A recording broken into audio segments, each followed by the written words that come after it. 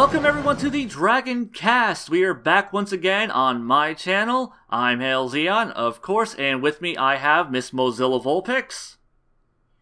Yes, she will always be here.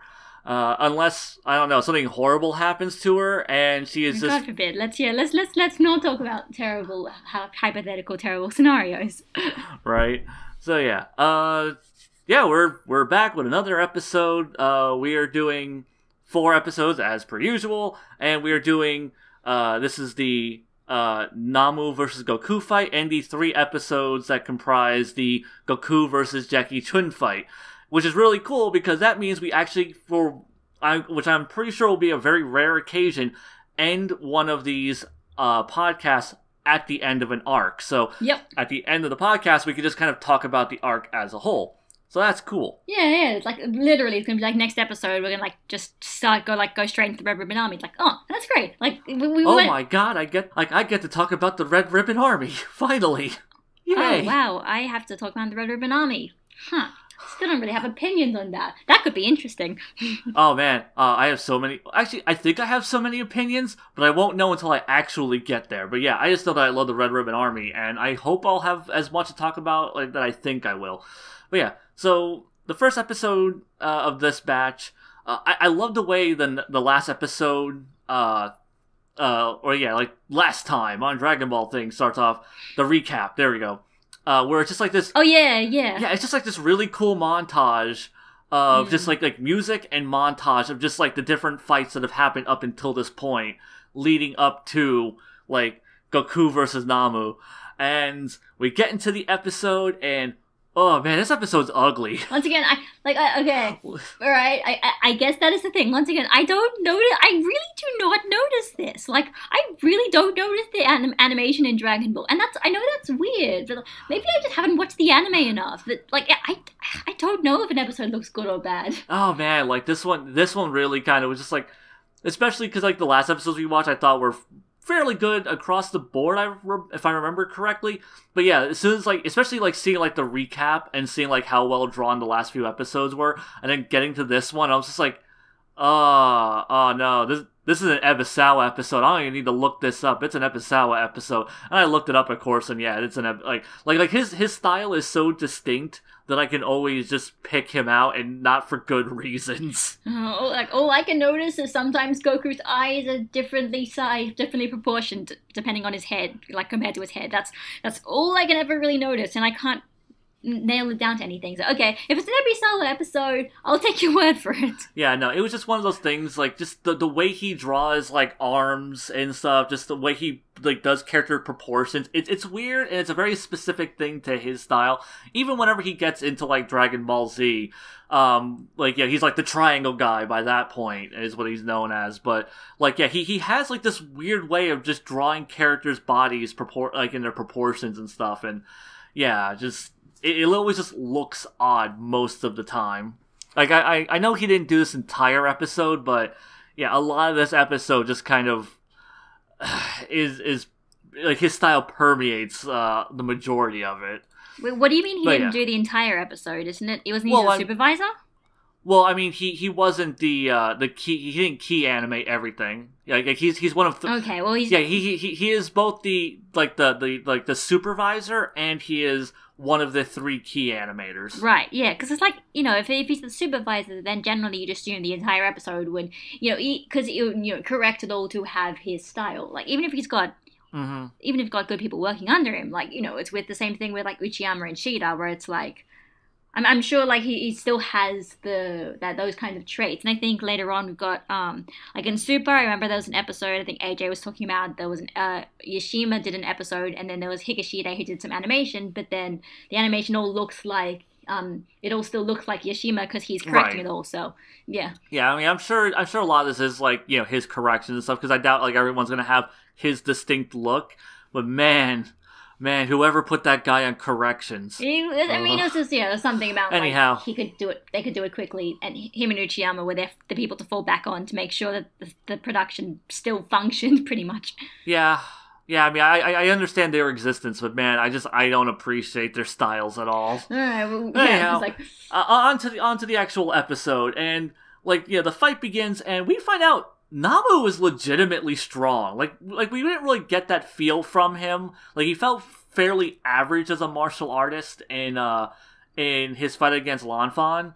And, like, you know, she felt like a fairly average martial artist as well. But here, like, he really gets to show his stuff against Goku. And, like, it makes me wonder, like, if Namu and Kuririn would have fought, like, how that fight would have panned out. But, yeah, it's, like, he actually gives Goku a pretty good fight. Like, he actually puts Goku on the defensive, he makes Goku have to go on the offensive, and yeah, it's a pretty good fight, like, good back and forth between these two characters. Yeah, it's basically it's the first pretty much fight that Goku actually doesn't just win by kind of breezing past by just being inexplicably Goku. He actually has to think about things. Heck, I mean, he actually comes up with techniques throughout this actual fight. Heck, he copies the Muten Roshi's, Jackie Chun's, like, after image Zanzoken, like, kind of instantly, which is not, obviously not the start, because, I mean, this happened with the Kamehameha as well. Goku seems to have a thing where he just can sometimes just pick up people's techniques kind of instantly just by watching it once. That is essentially a consistency to his character. And then, you know, like, there's that other part where he comes up with a new technique of doing, like, this tornado attack. That was great. Which seems to work until he gets dizzy. I'm like, I like this, because, like, Goku was literally experimenting on the spot here. He's actually thinking, like, okay, what should I do? How do I actually fight? Maybe I should do this. And it actually kind of works over it, and then it actually doesn't work, he actually fails, and he's like, okay, like, Goku is learning something here. He's actually legitimately learning. Yeah, no, that was great. Like, you know, Goku, yeah, I do love Goku's, like, friggin' spinning attack, and just, then they do the fake out where it's just like, Namu's on the edge of the ring, and Goku's coming towards him, and he just slows down and stops. He goes, oh, I'm so dizzy, and he just passes out. And in fact, it's so good, because, like, it's like, what I like is, it's like, Goku does a gamble. He comes up with something new, and it doesn't work. And in fact, not only does it not work, but it puts him in a disadvantage, because at that point, he's so dizzy that he can't really move or anything. So then Namu gets a free shot to charge up his attack, basically. Start his big attack that's called, like, the subs call it, like, Tenku Packaging Ken. Yeah, I think, I don't know if it was, like, at one point he calls it Attack from Heaven, and I don't know if that's supposed to be the translation of it or something, but it's something like that. But it's like, I like it. Like, it feels like there's actual logic behind all this. Goku tries something, and then it doesn't work, and it leads him to a disadvantage. Then Namu tries his big attack, and, okay, actually, one thing about this, so when he's doing the attack, he says, basically it's his attack, he just jumps up really high, and then he just kind of uses gravity to make him just, like, launch onto another person. And one thing about it, he says, before he uses it, he says, like, Namu Amida Butsu, which is something that that's where his name comes from. It turns out it's a Buddhist thing about, I believe in the something of 11, I don't know, I can't exactly remember. I didn't write down the translation of it, so I don't know, but it made me realize, okay, last episode I said that Namu was Hindu. I guess I must have gotten Hindu and Buddhism confused. I'm actually really sorry. Like that. That just came from pure ignorance. I didn't realize. I just kind of thought, because I knew the Hindus were vegetarian, but I guess Buddhists are as well. I didn't realize. I don't know anyone who's Hindu or Buddhist. If somebody got, like, a bit upset about that, I'm sorry. Just putting that out there. Yeah. Well, I mean, I don't even think Hindus are vegetarians. They just don't eat. I don't think they just don't eat beef. They don't eat cow. Right, and so that meat would have probably been okay. Yeah, but as far as, like, I mean, his design comes off as very Hindu, because, I mean, he's got, like, because he has, like, you know, the very dark skin. He has the red dot on the forehead that I don't know the name of. So, you know, like, his, you know, and the turban is something that I would more associate with Hindus than Buddhists. But yeah, because I was just looking this. Like, I mean, his robe comes off as more Buddhist, but I don't know. Yeah, it's just because I was looking this up, and yeah, it turns out there's both there's Hindu and Buddhists in India, so it's like, oh, there you go. Okay, I guess. Yeah, so it's like they have, in fact, there's like 4 religions, and, you know, there's like Sikhs as well, and something else. Yeah. I forgot. I just looked this up briefly. So. Okay, like, yeah, that's just a pure cultural ignorance. I don't know much about India. There you go. Yeah, I was about to say, we're weeaboos here, not Indian boos. Something like that. But yeah, so yeah, like he jumps up, does a super sweet attack on Goku. Just okay, this is one of the things that gets me. It's like that's a really cool moment when he uses this disadvantage. But it's like, Namu could have just grabbed Goku by the leg and chucked him out of the ring. Did not think about that, but. Like I can understand, like, he's probably wanting to go for, like, maybe he thinks Goku's trying to fake him out or something, but... Maybe he thinks that Goku used his tail again, I guess? Because wasn't there one point before where he like, tried to get him out of the ring, and then he grabs him with his tail, so maybe he thought that was going to happen again? I don't know. Hey, we've got to use his technique somehow. Yeah, and I mean, I guess there's a lot of that things... That would be really, like, that would be so, like, that would be a very boring end to the battle. Yeah, I mean, there's a lot of things that I guess could have gone wrong if he had just, if he had just tried to grab him, because if Goku was faking, or if Goku was able to regain consciousness before he could toss him out of the ring, Goku could use his tail, he could kick him, he could do a lot of ththings to him that would put Namu at a disadvantage. But I just thought it was interesting that Namu never even considered just grabbing this, 80-pound child up off the ground, just chucking his ass out of the ring. But yeah, so he does this big, he's got this big attack. It's like, but yeah. Is this essentially the first, kind of named attack that a random site... I mean, I guess, obviously there's Yamcha and stuff, but it's this in terms of these tournament fighters, is the first, and he's got an actual, named technique. So it makes him stand out, and it's, it's a pretty kind of generic one, but yeah. Yeah, I must say, Gideon had his, Gudu Gudu Gum, or whatever it was called. Oh, yeah, true. True. It's just he doesn't have. It's just not exactly the same as I'm gonna calling out your attacks kind of thing, which they start playing with during the Goku Jackie Chun fight as well. But Oh my god, I can't wait till we start talking about that one. But yeah, no. Okay, well listen, hey, this fight's still pretty good. Yeah. Oh yeah, it's still a good fight, and I love whenever Goku gets hit with that technique. The Muten Roshi has this thing of oh yeah, Goku isn't gonna get up from this. Kid just lost, and. It is a, legitimately, the Muten Roshi just completely underestimated Goku in this moment. He's just no, that technique, Goku isn't getting out of this one. And then he just gets up. And this is something that kind of bugs me, is that because Goku sits up at, the 10 count. As soon as he gets to 10, that's when he, props his legs up and then hops back up. And he had already said 10. I think there's a reasoning to that, because it's got to be 10 seconds, right? So if you start off 1, 1 second has not passed when you say 1. It's only at the end of a bit after 1 second that it's been 1 second. So it's a 10 count. It's not necessarily that the moment it reaches 10. It's that's it. It's 10, and you sort of waited kind of a second. Yeah, I mean, it's 10 seconds have to elapse. Not just reaching 10. Well, I mean, it's... Okay. True. First off, a 10 count isn't exactly an exact science. It's really just up to the person doing... Because, I mean, Jack... Or, later in the tournament, whenever Goku's passed out after the Uzaru thing, the announcer forgets to do the count. And the Muten Roshi's just God damn it. If you had just done the count, I would have won.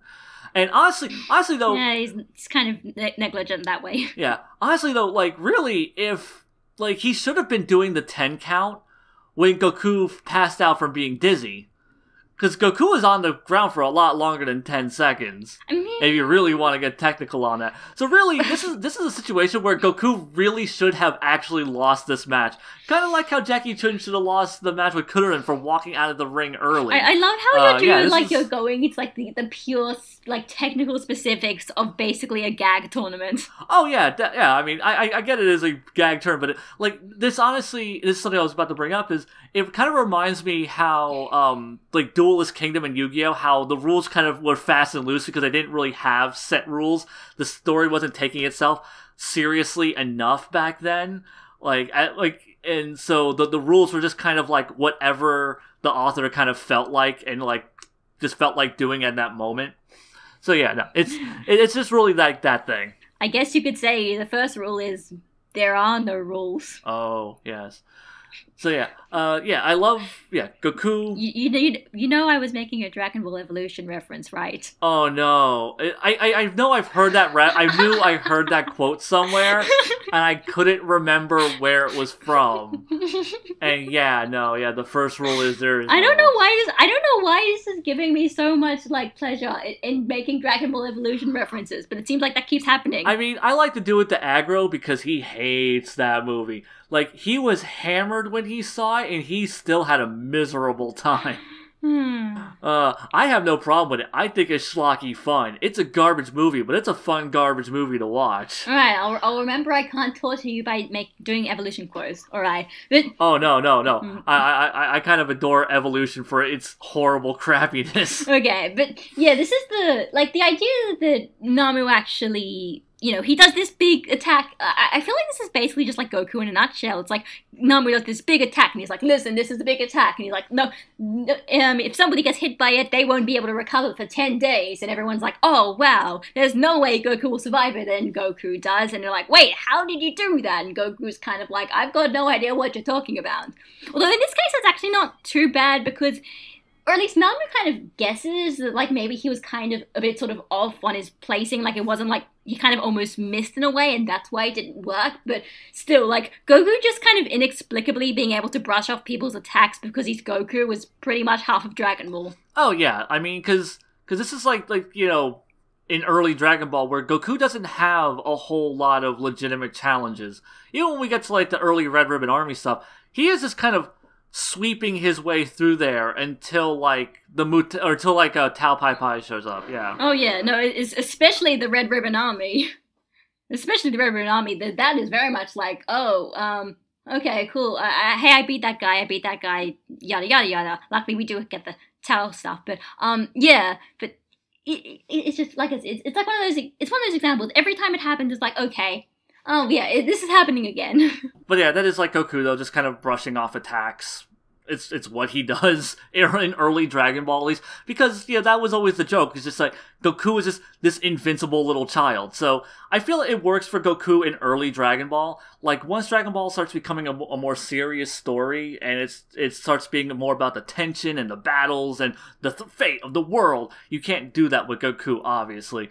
But, like, here, when it's still lighthearted fun and, like, there isn't any kind of stakes going on, it totally works for Goku now, where he just brushes off the attacks of most people, and that's just kind of his character, and people are constantly in the state of, what the fuck is this little child? Yeah, exactly.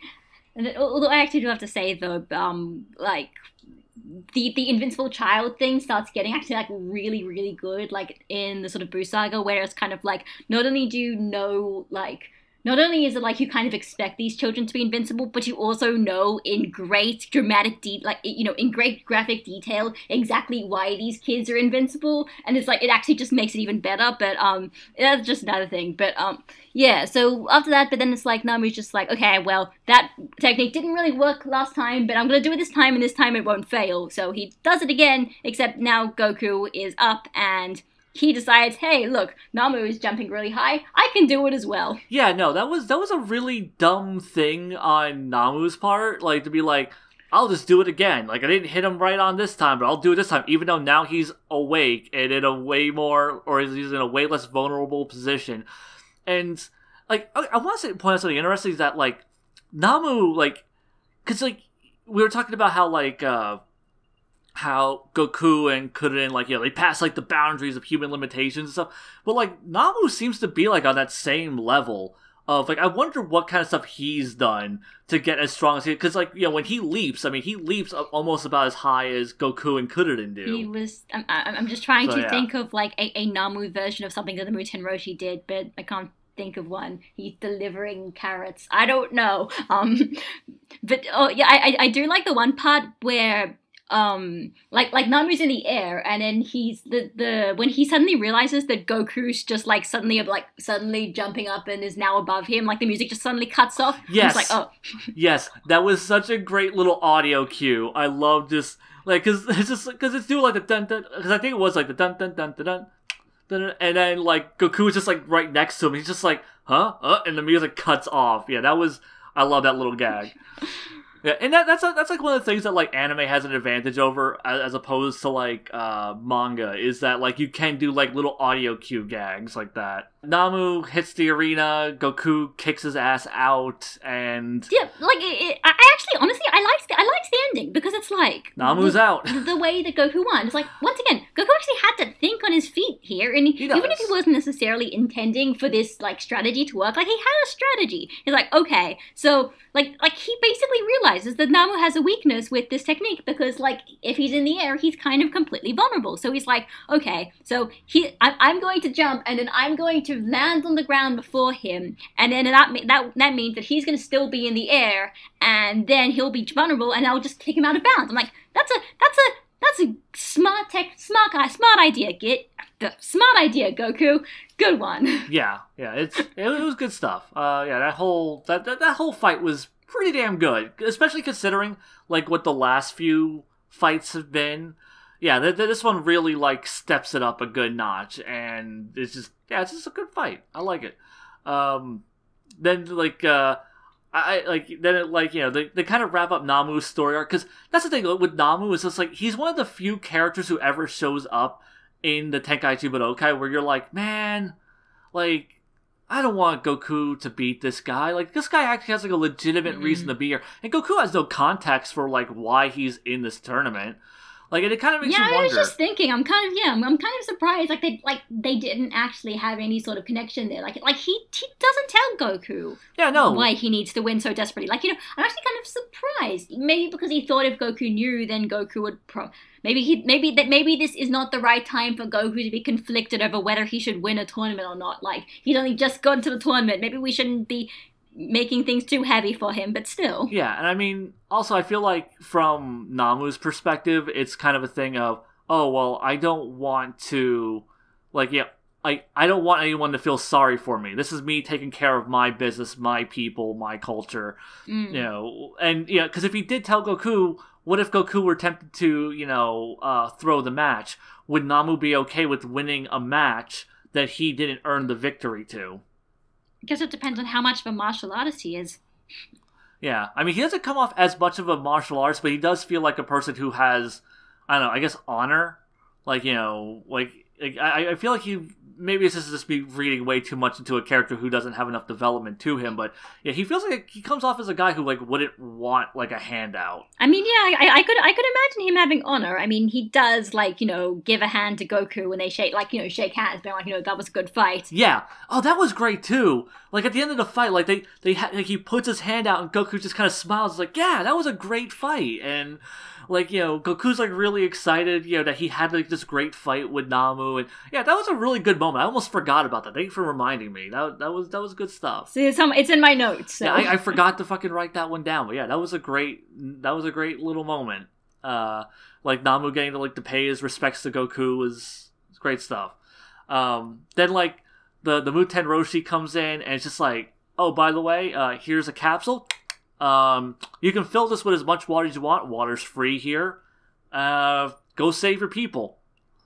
And like the Muten Roshi with the very simple, elegant save, because it's kind of weird that Namu is a character who he has knowledge of the Tenkaichi Budokai, but he doesn't understand that like outside of his third world little hole of a country or village, water is very abundant and free. Yeah, I mean, like I could at least kind of understand that. It's like. He's kind of heard of the Tenkaichi Budokai, but only kind of like in legends, kind of almost sort of something like that. But I like that. I like the way that. Yeah, but I mean, we end up finding out his identity, where it's just like, what Namu's just like, what? How did you know? And he's like, fool! Don't you think the Muten Roshi? You think the Muten Roshi wouldn't be able to know what you're wanting? And he's like, wait, you're the Muten Roshi? And he's like, oh shit. Keep that to yourself. Yeah, that was great. Yeah. And I love when he's just like, well, why are you doing this? And the Muten Roshi is just like, he just explains his master plan, which is like, he doesn't. This is such a great character arc for the Muten Roshi, which is, him, he's training these kids, he's putting them through hell, but then, he enters this tournament because he knows that they're really strong, that they got stronger than he even could have imagined within that time frame. And it's just like, he's entering this tournament so that way they don't get smug. So that way they're like, they feel like they're not the top of the pile, that they are not, the strongest under the heavens, that there are going to be other people out there. The world's a big place with many fighters out there who could challenge them. obviously this isn't true, but the Muten Roshi doesn't want them to become complacent. And I really like that about him and his whole reason for being in this. It isn't just to, like, prove that he's, like, better than them or to be smug against them. No, this is to teach them a life lesson and to teach them humility. And it's something I really, really liked about his character in this arc. Yeah, it's great. It makes sense. It's just a nice character moment. It gives like a kind of thematic reason, a thematic thing that sort of goes into the entire rest of the Goku Jackie Chun fight. Mm-hmm. And it kind of almost ends up exemplifying the entire series. Don't get too cocky, because no matter what, no matter how strong you are, there's always someone stronger. Yeah. Yes, no. Even if you think you're the strongest. Yes, even if you think you're the strongest on the planet. Yes, even if you think you're the strongest in the universe, okay? There is always someone stronger. Yeah, always. That is how this franchise works, so you'd better learn it. Yeah, like literally, the Muten Roshi in this arc is just speaking the building blocks of the entire Dragon Ball franchise from here to the end of time. Like, this is what Dragon Ball will be forever, which is there is always a bigger, badder dude out there.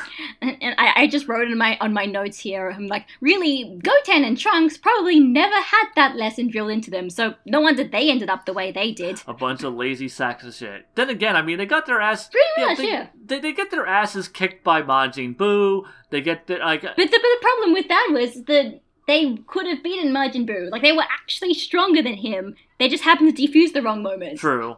Yeah, so, I don't know. Because, I mean, he still has... I mean, they still have, like, Gohan and Goku and Vegeta. So, I mean, they're still not the strong. Just like their parents and brothers. Like, it's different.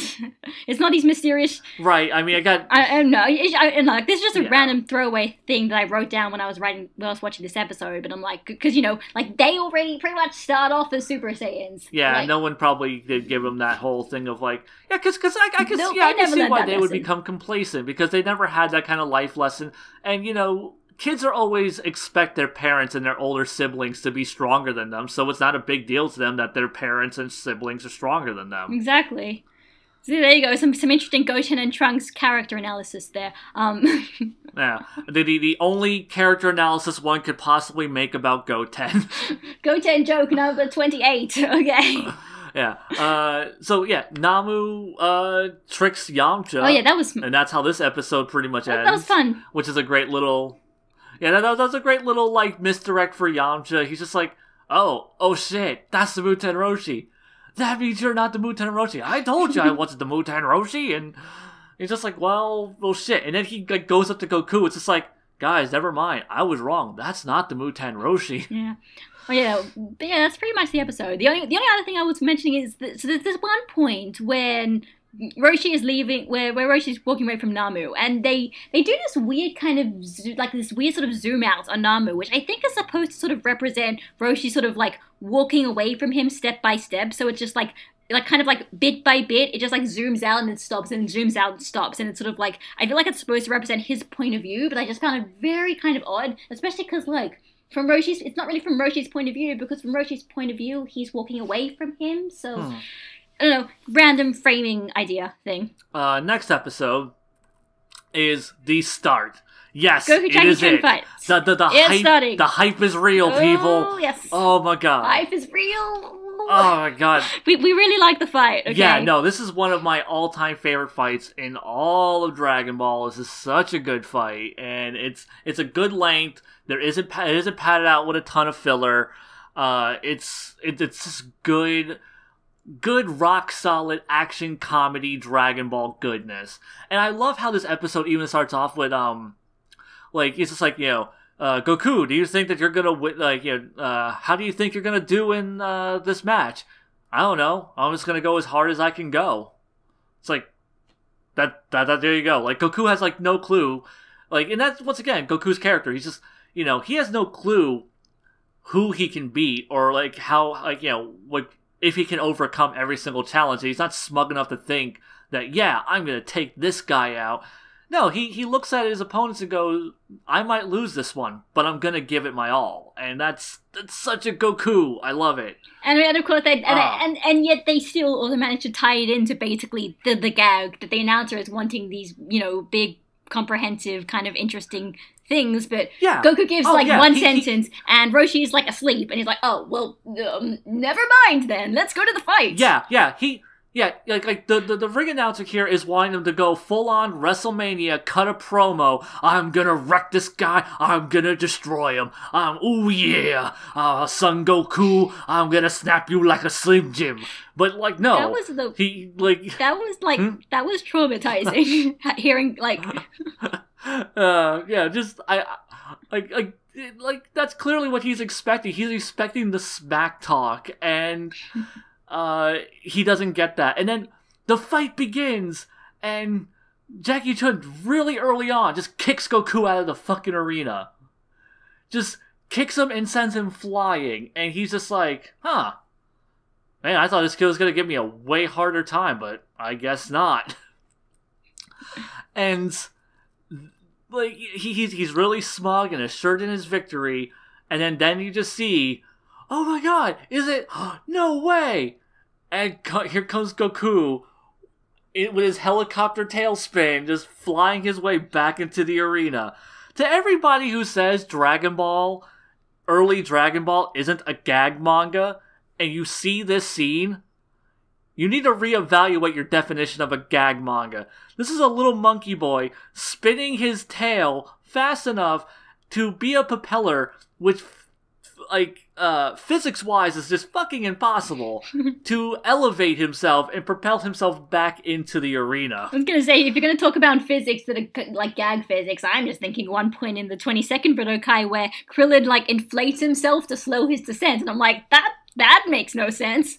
Yeah, no, Dragon Ball's so goofy for quite a while, which is really weird to think that like it was still that goofy by the 22nd tournament, and by the end of that tournament, what happens and how it just creates this huge tonal shift. But yeah, we'll get to that one day. I mean, I was just gonna say, when I just suddenly realizing this, I think at this point I'm like, I think I'm starting to understand why Toriyama decided to bring back Goku's tail, because it gives you so many more opportunities for like ideas that he can do and like techniques and stuff. Yeah, no, it gives him like a lot of like mobility options, like tripping up his opponent, propellering himself back in, and then fucking Goku just being like, oh yeah, like I was thinking about using the Kamehameha to fire myself back in like you did, but like I figured I'd save the energy and just do this, and it worked. And he's just like, boy, do you honestly think you can best me at a Kamehameha? And then we get it, Gabby. We get it. The franchise's first beam battle. I love how Toriyama wastes no time. Like, he finally, like, he has two characters that both have beam attacks. The exact same beam attack, too. And so early in this match, almost from the very beginning, he just has them do the clash. Oh yeah, it's just awesome. Like it is just like a natural little boy question. Like, wait, so Toriyama-san, so if Goku can use the Kamehameha and Jackie Chun can use the Kamehameha, what happens if they fire it at each other? What would it happen? Yeah. I don't know, little boy, but that sounds really cool. I'm gonna try that. Yeah, no, like this is like total like comic book nerd logic of what would happen if Mjolnir hit Captain America's shield type thing. You know, you put these two characters together and you want to see, well, what would happen if their two signature moves clashed? What happens then? And we see it. It just, they basically just kind of cancel each other out if they're of equal power. And I love the way this is framed. The rotating stage, the all black background with the white grid, it is so artistically well done and so well directed, and it, because like the manga presents this as like big large panels and then big full panel, like full page panel. Yeah, like a full page, yeah, full page spread. Yeah. When that happens, you know shit's getting real. Yeah, like they just do like the full page, and like it's awesome.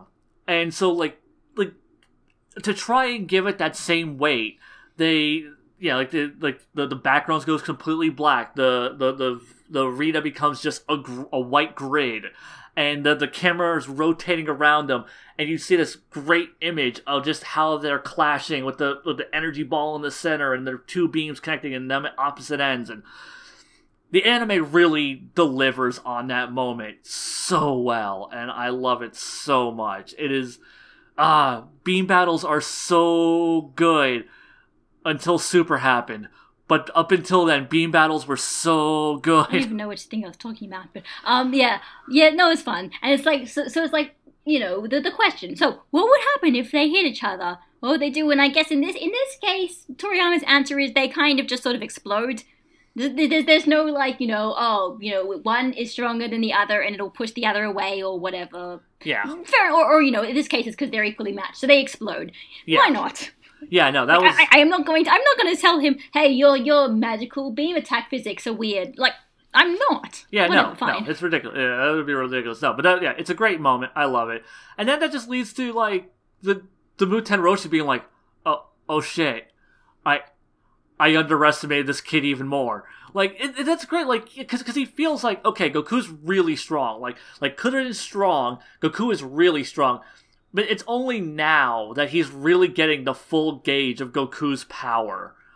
And he has no idea what he has unleashed into the world. Yeah, and it's great. And the anime adds in a great joke that isn't in the manga, where he goes, I need to think of a strategy before the commercial break. I loved that. Yeah, I'm just like, okay, all right, fine, good one. And yeah, also one thing that I also noticed at that point, then like Roshi says something about how it was like his technique and whatnot. He's like, I thought it was the Muten Roshi's. Oh and yeah. Then it's like like Roshi, seriously, if even Goku was calling you out for a slip of the tongue. You're doing a bad job keeping a secret here. Yeah, no, and like that joke comes up a few times. Like, how dare you hit your master is another one that comes up. I think when he's doing like I think the monkey attack later. I don't remember which one attack he was doing. I just know he comes down like double fist Roshi like in the top of the head, and he's just like, how dare you hit your master like that?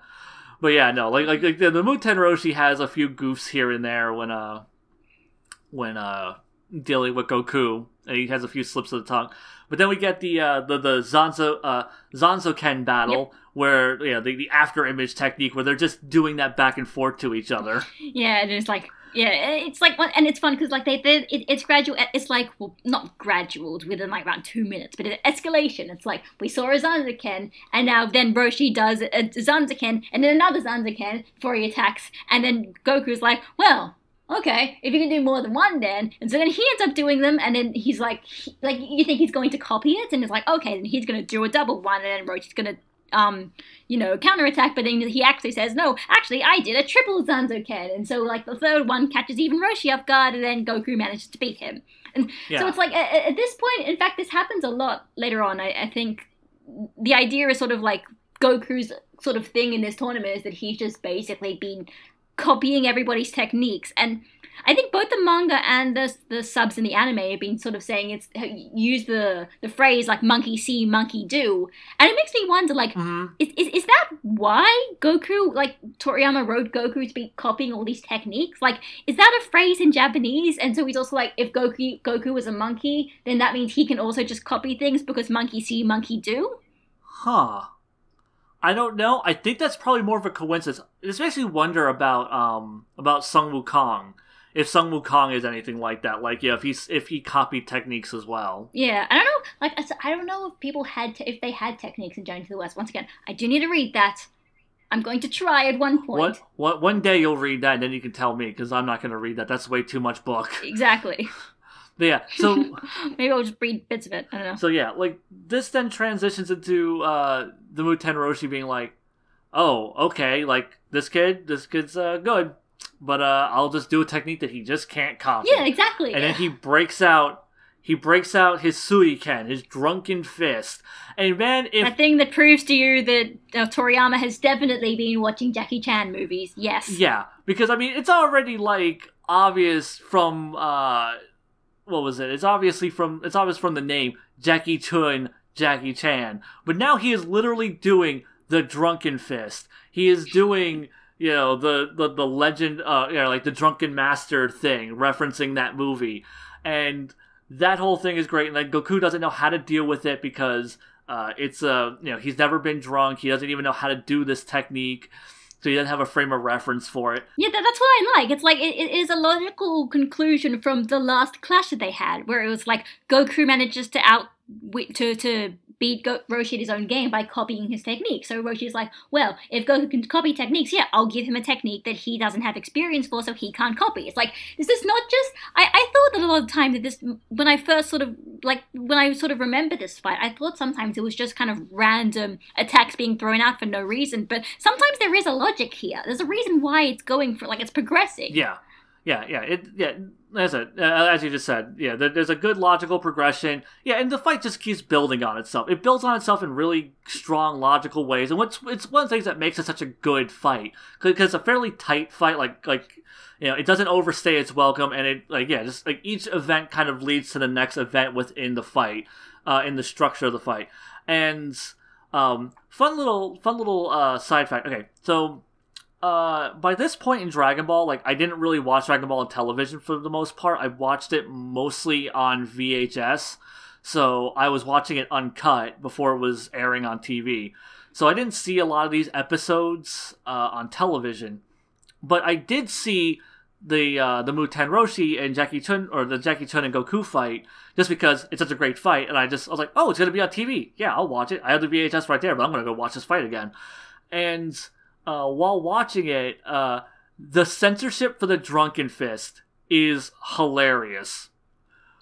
Because I am very curious how that would even work. Yeah, the way they got around it was, I think they called it, the crazy cow fist or whatever, the crazy cow technique, or I think they called it the mad cow technique, and where he's just sitting going, moo, moo, moo, I'm a cow, moo, and, the background, when the background was, sake bottles and stuff, they replaced it with jugs of milk and cow faces. Oh, of course they did. Of course they did.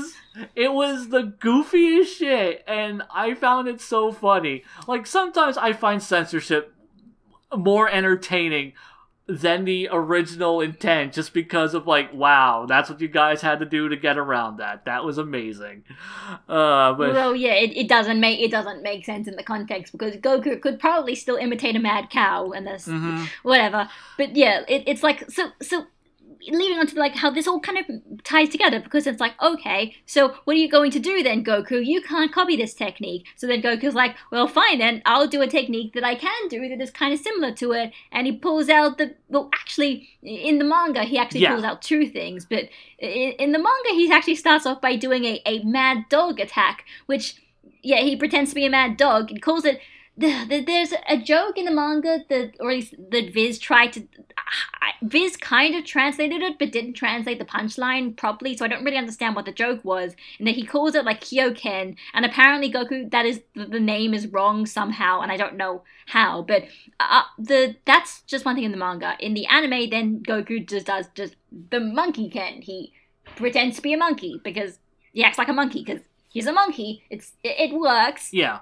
Dumb, but it works. Yeah, it's really weird, too, because that they cut out the Mad Dog technique, because the Mad Dog technique, because they use elements from that fight. Like the whole last part, because the monkey technique ends with him scratching Jackie Chun's face, but in the anime, it continues on to him, attacking him, hitting him and then jumping behind him and kicking him from behind and sending him through the wall. And that whole segment is all part of the Mad Dog technique, which happened before that. So yeah, it is this weird thing. I don't know which way I like it more, because I kind of feel like having Goku do two different techniques is a little redundant. Yeah, that's what I was thinking. So it's it was one of those times. Actually, maybe I'd be alright with the anime cutting this out, because yeah, it's if you're basically doing this essentially, I was going to talk about this at one point. Essentially, how this fight sort of works, how it's been structured, and how I think what I like about fights when fights are like this is it's basically like a game of tennis. Generally Roshi, because Roshi is generally the first one, he starts off with a technique, and then Goku finds some way to counter the technique, and it's essentially just like a serve. And it's generally the antagonist comes up with something, and then the hero comes up with something to counter it. And it keeps happening, sort of back and forth, back and forth, back and forth. I think I remember Lance was talking about this to talk about the Frieza fight, but like in a negative way, Yeah. and also like that's like a bad way of doing it. But in this case, like I'm like this is a tennis I kind of like, because like even though you could say that, oh, but then maybe there's no progression to it, there is progression to it. And remember, in a game of tennis, if you get enough sets, then you win. Yeah, and that's the thing though. Like, I feel like the difference between this and like say like something like the Frieza fight is that everyone's constantly like holding back, and the problem is specifically Frieza is always holding back because Frieza just always breaks out the next transformation. Here, Jackie Chun is, he's going for like almost finishing blows a lot of the time, but it's just like, oh well, that was ineffectual. So then he moves on to the next technique that he thinks will work. So it's not like, oh, well, he's hiding his true power. It's, no, like he's going through a sequence of techniques that he thinks will work against Goku. And I think and that's when that kind of tennis mentality, that structure works. It doesn't work whenever like a character's just constantly holding back and it's just like, oh, but they have more power and it can just break it out any time. No, this is like, like I said, it's a sequence of techniques, and that's why that works so well. And so something I noticed in this, Jackie Chun gets kicked through the wall. He falls on the other side of it. Does that mean he should be eliminated and then they broke the rules again? Yeah, it's just, once again, like I said, the tournament just, I mean, I don't care that much. I just find it more amusing that Toriyama just constantly kind of breaks the rules of the tournament. And, yeah, because like, in the anime, at very least, when he gets kicked out of the ring, and this is actually kind of like a fuck up on the anime's part, because like it cuts to Goku, and then it cuts to a wide shot, and you see the Muten Roshi is back in the ring, and he's already like, like as if they've already been like in this fighting stance. Where in the manga, because that happened during the Mad Dog technique, you actually see the Muten Roshi crawling his way back inside the ring over the rocky wall, like what was left of the wall. Right. It's a great little image. But yeah, it is kind of weird that doesn't count as a ring out. But like I said, like right now we're in like the Dragon Ball's equivalent of Duelist Kingdom. Like the rules are there, but they're not that important. Or if you really... They're really only important when the plot says so. Or if you really want to think about it in universe, just use the logic of the Tournament of Power. Have the Zeno be like, it's cool, so it's allowed. I don't know if you've gone to that episode. Right. Yeah. There's this one episode where they're literally just like, wait, isn't that breaking the rules? And he's like, it's cool, so we're gonna allow it, so... Of course. Of course. But I mean, I'm okay with that from Zeno. Like, that kind of just seems fitting for his character. Yeah, basically. So then, the Muten Roshi now, leading into the... Because, yeah, this is, like, leading into the second episode. And, God, we had a lot to say about that first one. Not surprisingly. He goes into using his hypnosis technique, which I didn't write down the name of. Yeah, I didn't write down the name of it. Like, I remember, like, the dub calls it the sleep... Yeah, I just remember the dub calls it, like, the sleepy boy technique. And, he does hypnosis. And it's just, like... Is that allowed? Like, it's a technique. Count them. Fucking count them. I don't know if this... Yeah, I feel like I haven't checked in the manga, but I think at one point they do make a joke where it's just like, no, it's a technique. It has Ken at the end of it. It's totally a martial arts technique. That's great. So they're doing the 10 count, and once again, this is one where Goku stays down until 10, but whatever. And Bulma kind of cheats a little, where she Bulma with the assist goes, Goku, dinner time! And he just pops up. And once again, just Goku saying, fuck the physics, or fuck, like, the rules of this universe. I just broke them. Food. Yeah. And, Food. And of course, it's, because this is why, Goku, and I'm going to use that term that you don't like, but, because I've, the Mary Sue thing, where, like, why isn't Goku classified as a Mary Sue?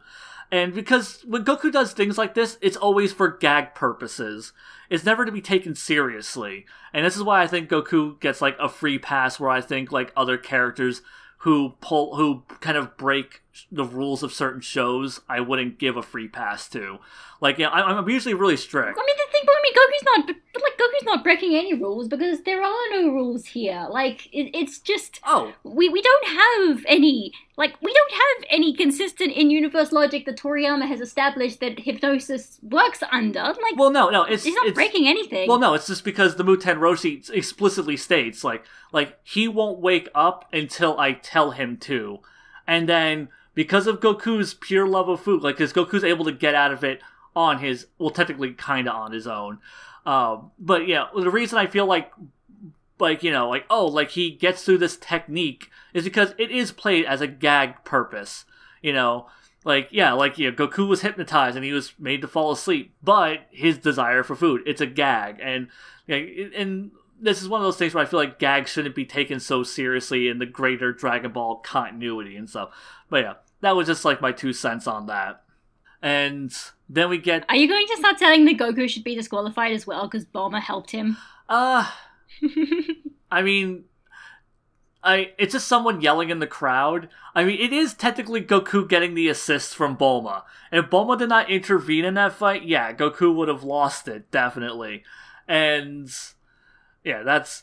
but I don't think that actually counts as breaking tournament rules, because that literally is just no different than someone just yelling anything from, like, a crowd, like being a cheerleader. Yeah, it's true. Like motivation or something, yeah. Yeah. Like, and what's the best way to motivate Goku? Food. Yeah. So we get the Jonkin technique. Yes. The Jonkin technique followed by the Jonkin fake out, which is one of my favorite jokes, where he just goes, paper, and just punches him right in the goddamn nose and drops Jackie. It's great because, like, it's just, I mean, it's dumb, but it's great. Like, once again, leaning a bit heavily on the fourth wall here. It's like, you said something, and you did another. Why would you do that? When you call out your attack, you're supposed to do the actual attack, Goku. Right, and I'm surprised Goku's never done that ever again. Like, I don't know, yell like Kamehameha and chuck a Kienza. I mean, I think I'm just remembering one of the bad dubs where he says some Kamehameha and then he goes Super Saiyan. Mm-hmm. But I think there's like a big green double at some point where he does that, or they confuse Kaioken and Kamehameha or something like that. But yeah, you know, that's bad dubbing. So interesting little fun fact here. Like, this is once again me just kind of being pedantic about the rules. Okay. But like Jackie Chun, whenever he's down for the count, like he's like getting up. And, like, he's, like, on one knee, like, getting himself up, and they're still doing the 10 count. I'm like, how come Goku gets, like, a free pass to, like, be, like, halfway on the ground, but, like, like the Muten Roshi has to be fully standing up. But, yeah. Once again, pedantic nitpicking that doesn't actually matter. Like, for in case anyone's wondering, this does not hurt the story for me whatsoever. It's just these little things that I notice, and I like, if this were a serious story, I would call bullshit on, but it's not. It's slapsticky fun Dragon Ball stuff, so yeah, I don't actually care. So for anyone who's like already typing their comments away, it's a fucking gag series, don't take it so seriously, you know, stop being such a dick about it. No, like, I don't actually care about these things. It's just fun little things that I have noticed, because I really do care about story structure and rule sets and things, and universal consistency. But at this point of the series, I don't. care about story structure. Basically, none of the latter two. I'm just saying, like, the difference. There's a difference there between you and me. The way I was like, oh, like, I don't even notice this because this isn't really on my mind. I think the only time when that was in my mind was the thing with Oolong making the hot soup and where would the hot soup come from. I think that's the only one I remember. But besides that, yeah, no, like, yeah, because I know it's little pedantic nitpicky things, which I will always clarify are nitpicky things. But yeah, no, like when I care about is more, I care about universal consistency when it matters, and I guess that's like a point by point basis, and then but yeah, I do care more about story structure and characters and their developments and how they play off of one another, and yeah. But yeah, I mean, obviously, like, story structure and things like that are things I'm way more concerned with. And once because, like, this is honestly, because, I mean, hell, like, this whole fight is just us been talking about how great the structure of this fight is. So clearly, I mean, story structure is something that's very important to both of us. Pretty much. I mean, yeah, specifically, like, this is basically how I enjoy, like, thinking about these fights. It's really fun, like, this, like, just sort of, like, seeing how, basically, it's like looking at, like, the cause and effect, pretty much. You see what happens first, and then how that affects what happens next, and yada yada yada, and seeing if there's an actual kind of logic as opposed to them just sort of like, I'm gonna do this thing now randomly, I guess. I don't know. But yeah, and so, and we're talking about, you know, consistent, like, you know, that sort of cause and effect thing. At this point, Goku has basically just counted pretty much everything that Roshi could think of, and you're like, okay, fine, I'm gonna have to do the really, really big, like, forbidden one that I probably shouldn't, which I wasn't expecting I'd ever have to use. Let's do this one. Yeah, and oh man, I'm not gonna bother trying to say this technique's name because it is way too long and way too complicated. I wrote it out. It is the Bankoku Bikuri Show. And so, okay, apparently it, like, translates as, like, a like lightning flash surprise or something like that, but it's, like, also, it's apparently a pun on, like, some real-life variety show that happens that was, like, on Japanese television at the time, so that's something as well. I think Lance explained it once. I don't know. But yeah, something like that. But yeah, it's like, it's important. It's an attack that, like, has a translation, but it's also a joke, but it's also, like, taken completely seriously. So, the Muten Roshi does his crazy forbidden attack and just locks Goku. Goku cannot do a damn thing at this moment. It's not just like it locks him. Like, I think Yamcha conveniently exposits about it, about how it converts your energy into basically like volts of electricity, and so he's shocking Goku, electric shocking him. Yeah, that's what I mean. I mean, like, Goku's locked in place. Like, there's nothing he can do to defend himself from this attack. Is what I mean. But it's just like, because it's really almost a bit gruesome, because, like, then Roshi's basically saying, okay, Goku, give up now, and I'll stop it. And he's basically, like, you know, electric shock torturing Goku to give up this tournament match. Like, yeah, that is kind of horrifying. Yeah, I mean, it is. But, I mean, this is, like, the Muten Roshi, he, in his mind, cannot let Goku win this match. It is more important to him that Goku does not win this match. Yes, he is going to put Goku through hell, but he will not let him win this match. And I love how he throws out, like, the only other person I've ever had to use this on was your Grandpa Gohan. Like, I mean, it doesn't really mean anything, but it feels, like, important. I don't know. It feels like it's kind of tying everything together. Makes it feel like it's all kind of it's just connected. Like, I think it's the first time they mentioned him in this arc. Well, not on this arc, but in this tournament. So it's nice. Yeah, because you know, the Muten Roshi, he trained Gohan. He even, like, reminisces about training him and Gyumao back in the day. And now in this tournament, he's having to use the one technique that he only ever had to use against Gohan, now against Gohan's grandson, that he is also trained. So yeah, it's like this kind of like you know, to rip off a Star Wars reference, but, you know, it's like poetry, it rhymes. And I do really love that whole element of it. And then we have just everyone telling Goku to quit. Just quit. There's no shame in quitting. You can quit. And Goku's going to do it. Like, he begrudgingly, but he's going to quit because he has no other options. You know, he's completely defenseless. He's in too much pain. He can't break himself out of this. And then Uzaru Ex Machina happens. I mean, like, I don't think it's completely Ex Machina.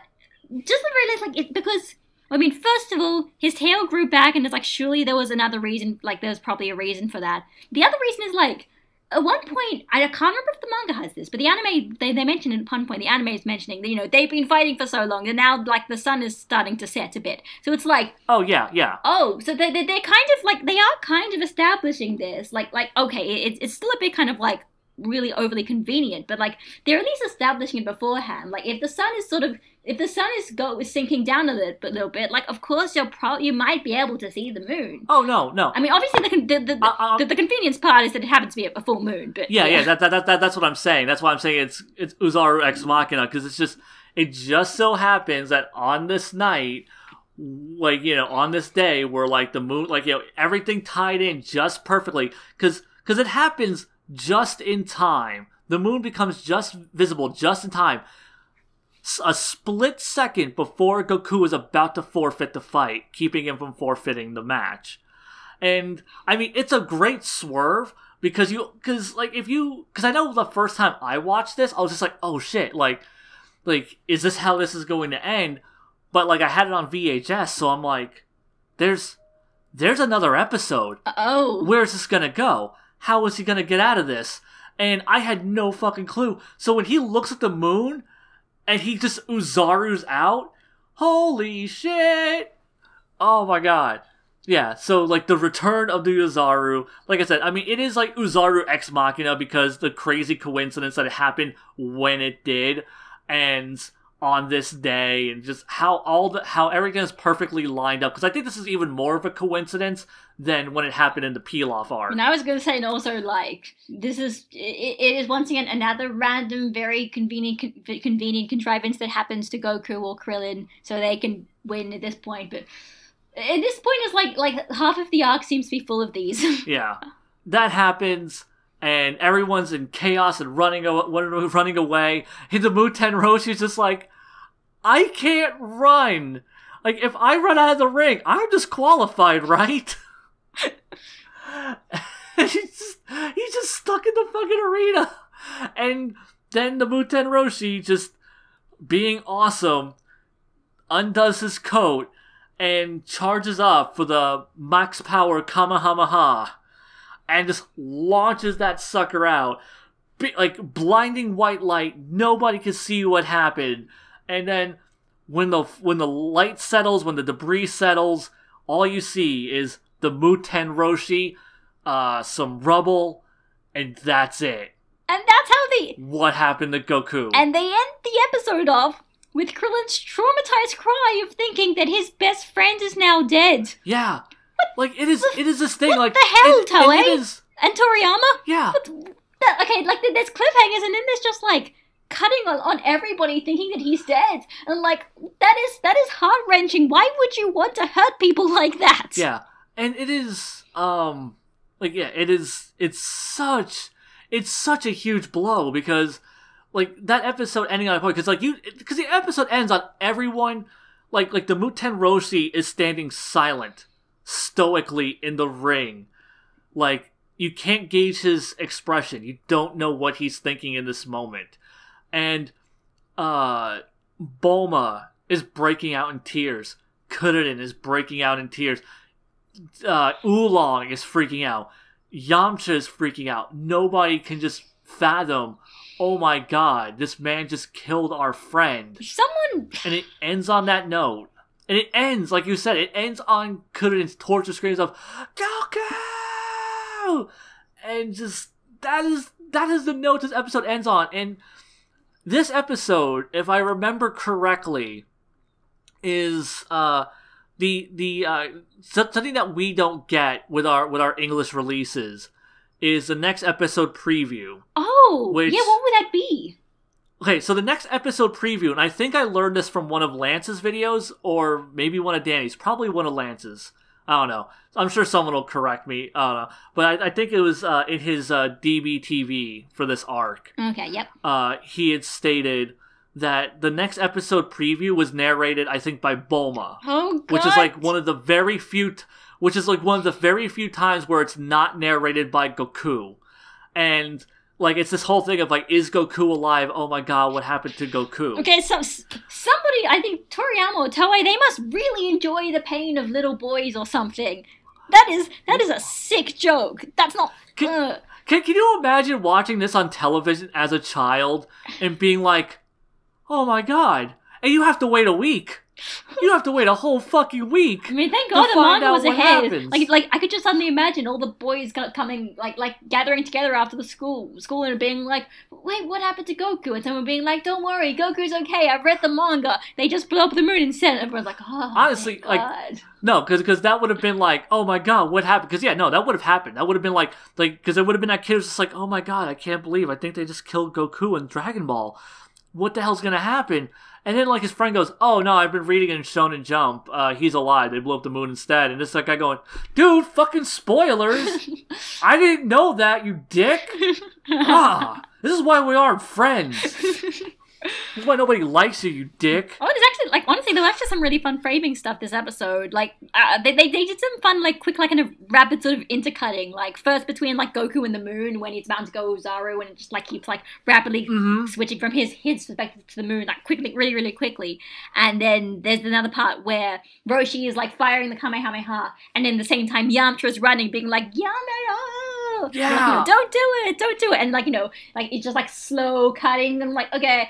Damn it, they made this dramatic, and it was a stupid fake out trying to get us to feel things. Like, this is a fake out done brilliantly, because usually I'm not a fan of cheap, manipulative, emotional moments in things, where it's just like, okay, you're intentionally trying to pull on my heart, but this is like a brilliant fake out. This is one of the, like, because, like, this is honestly a good enough reason to ever start someone off with Dragon Ball.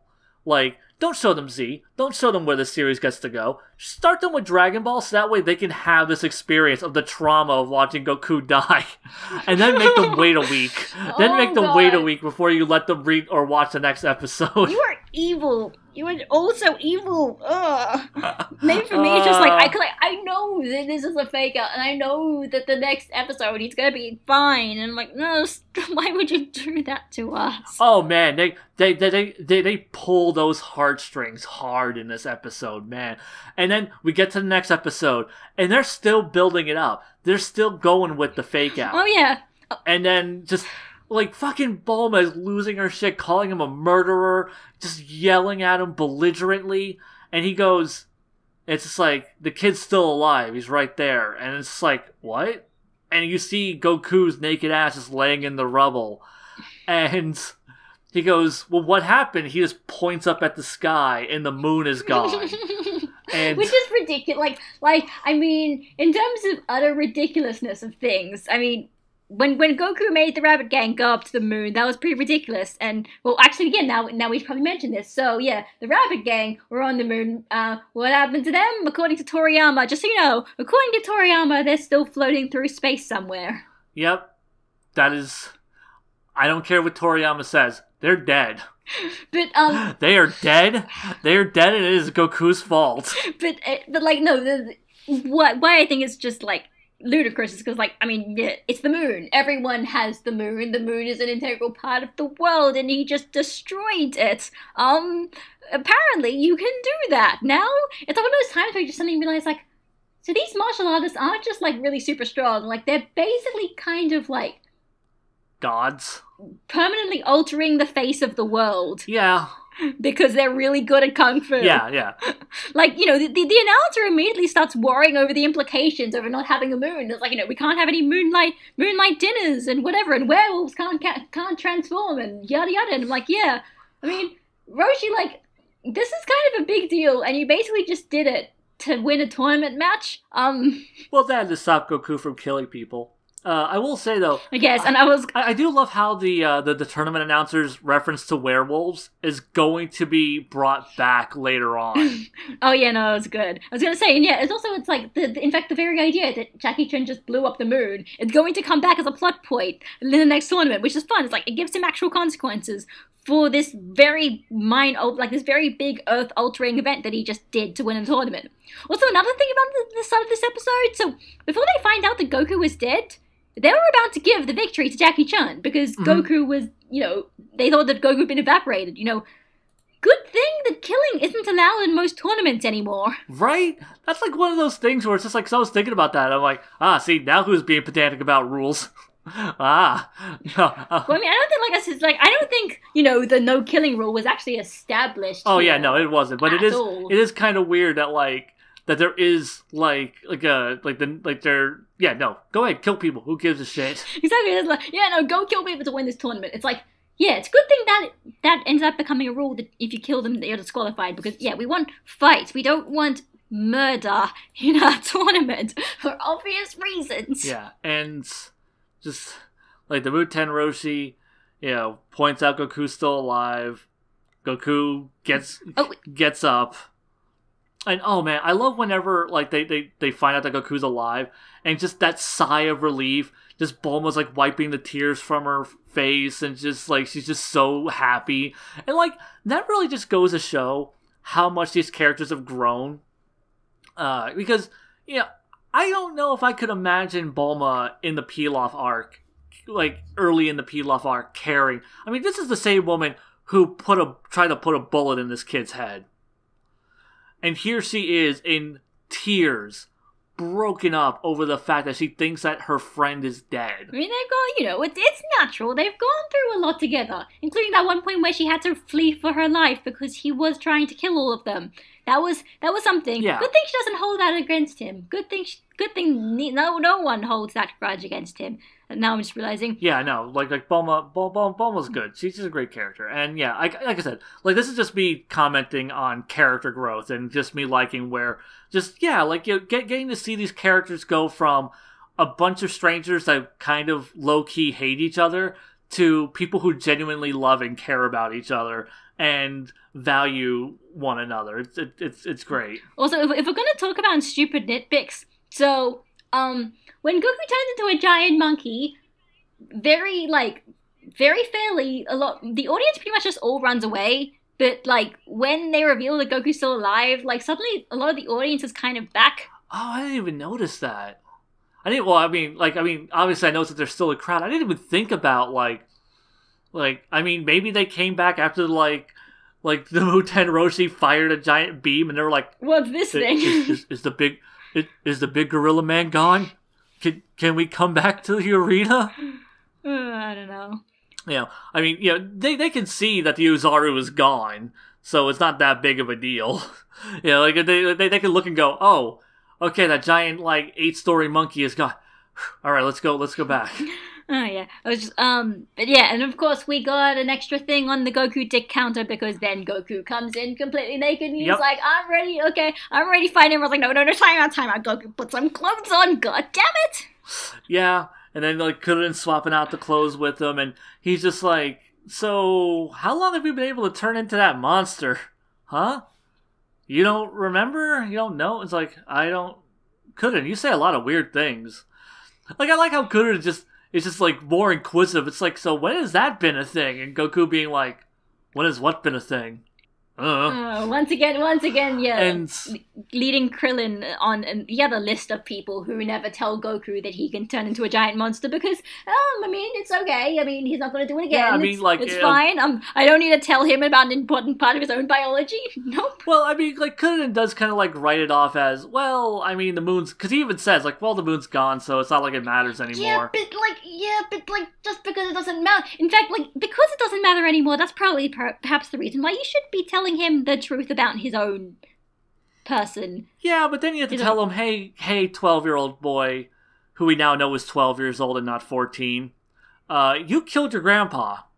You stepped on him. He's dead because of you.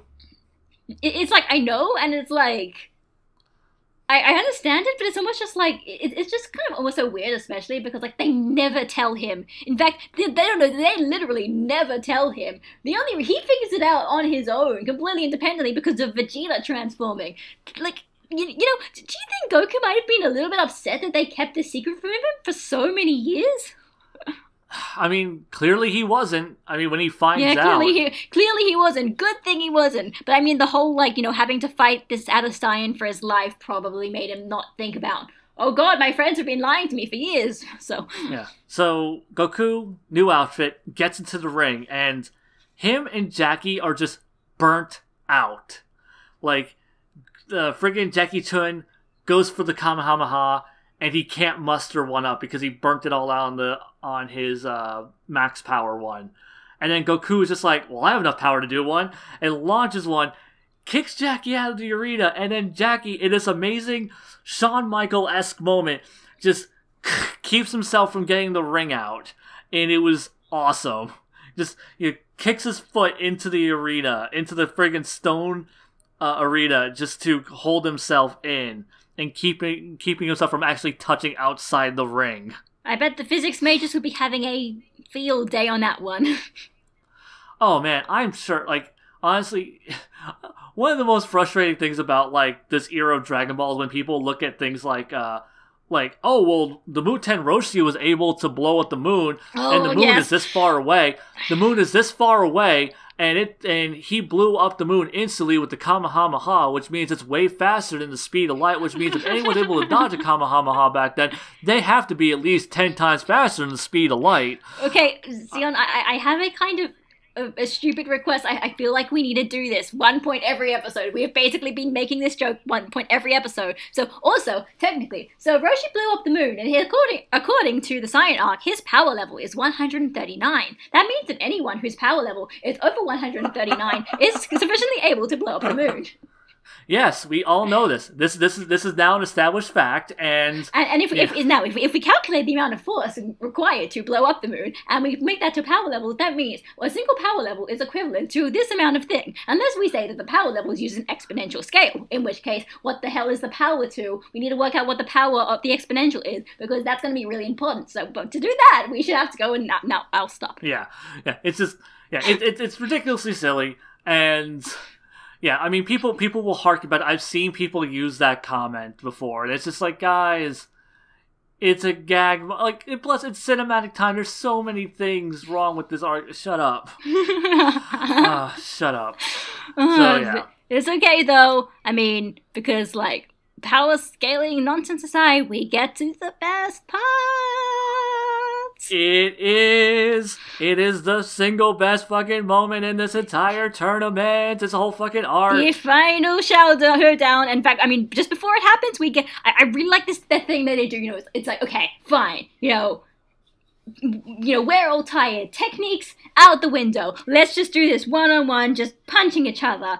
As it should be. As it should be. Yeah. That's how true martial arts are. Yeah, it's like, we're actually gonna do martial arts in this martial arts tournament now. As opposed to, hypnosis and turning into monkeys and whatnot. And then they do this really fun thing where they have them, like, on the ring, and the ring suddenly turns into this kind of, like, sort of, like, grid, and then the grid, it kind of, like, rotates around. It's like a 3D rotation thing, and it's like, I really like this technique. And then we get to it. The hype. Mezase Tenkaichi! Oh, the hype. It's so good. Oh my god. Like, first off, the animation here is great. Like, that's something I haven't brought up yet, but, like, this episode looks so good. I mean, the last 2 episodes looked good. This one looks really goddamn good. And it actually, who was the animator on this one? Because I remember I looked it up earlier. I would assume it's Maeda, just because this is the hype moment of the tournament. It's Katsumi Aoshima. So he is the only key animator for this episode. There's a bunch of in-betweeners, but he is the only key animator. So yeah, wow. this guy kicked ass this entire episode, and it's such a great looking episode. And oh yeah, because he is the key animator. Even with the repeated frames. Yeah. Oh yeah, like the repeated frames are great too. Because I think a lot of people bitch and get really whiny about reuse animation. But it's such great animation. I love seeing it. The first time I saw that and they were like doing like the repeated animation, it's like I recognized it immediately. But it was such cool stuff to see. Like it was so cool to see like how they were recutting it each time. And yeah, it was a great moment. I love every bit of this sequence. It's such great stuff. Even like whenever like they stop doing like the looping animations and like you have like Goku, like he does like a somersault up to the side, like jumps off the ground, like kicks the Muten Roshi, and it kicks him in the jaw, and like the Muten Roshi like flips backwards and lands, and like they just keep going, and they're bruised and they're battered and they're beaten.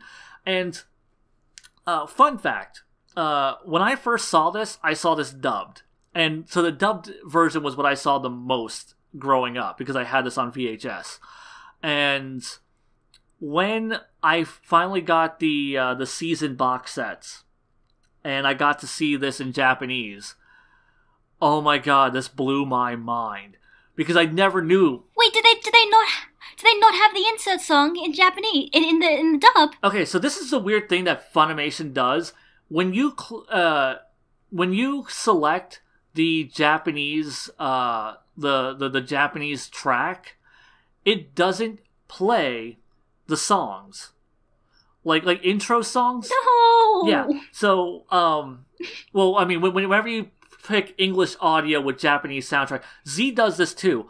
All the insert songs from Z, if you're watching it dubbed, aren't there. It's silence. And honestly, like, I feel like I'm gonna cry. Yeah. They don't get to experience that. Yeah, so dub fans, if you've never experienced this sequence in Japanese, do it. Not because we're being elitist, like, otaku, weebs about this. No, this is a completely different experience because this song is so awesome and it adds so much to the sequence. Because I'll say, the original version of this was awesome in its own right. Because, like, I actually really liked the silence. It's like, oh man, there's like no music. It was just silence and it was just sound effects. It was just the sound effects of them beating the shit out of each other and, like, them grunting and them just... And, like, it really kind of upped the intensity in that moment. But then whenever I heard it with that song that I never actually learned the name of that you keep saying... Mezase Tenkaichi. Yes. Ugh. Yeah, when I saw that blew my mind. Like, that was my first time getting to see it in Japanese, and it was like seeing it for the first time all over again. And it was such... I mean, I think both versions have their value, but if I have to pick one, it's the Japanese one. Like, I think both are interesting in their own right, but, and I recommend people to check out both. But yeah, no, like, you have to. Like, it is mandatory that you see this fight, like, that portion of the fight in Japanese because of that song. Yeah, but basically, yeah, like you can add that to the list of things, including things like, the Bardock special, Trunks slicing Frieza, some stuff in the Red Ribbon Army, and Gohan going Super Saiyan 2. Yeah, but anyway... Because I just want to put this out there right now. Okay, so, like, there are a few things that shows can do, and it's just like, okay, like, this is my thing. And so, some of those, like, snappy dialogue, fourth wall humor, like, characters with self-esteem issues, and insert songs. Insert songs. If you put in an insert song, like, I am immediately going to give it so much more attention than I normally would. Because, like...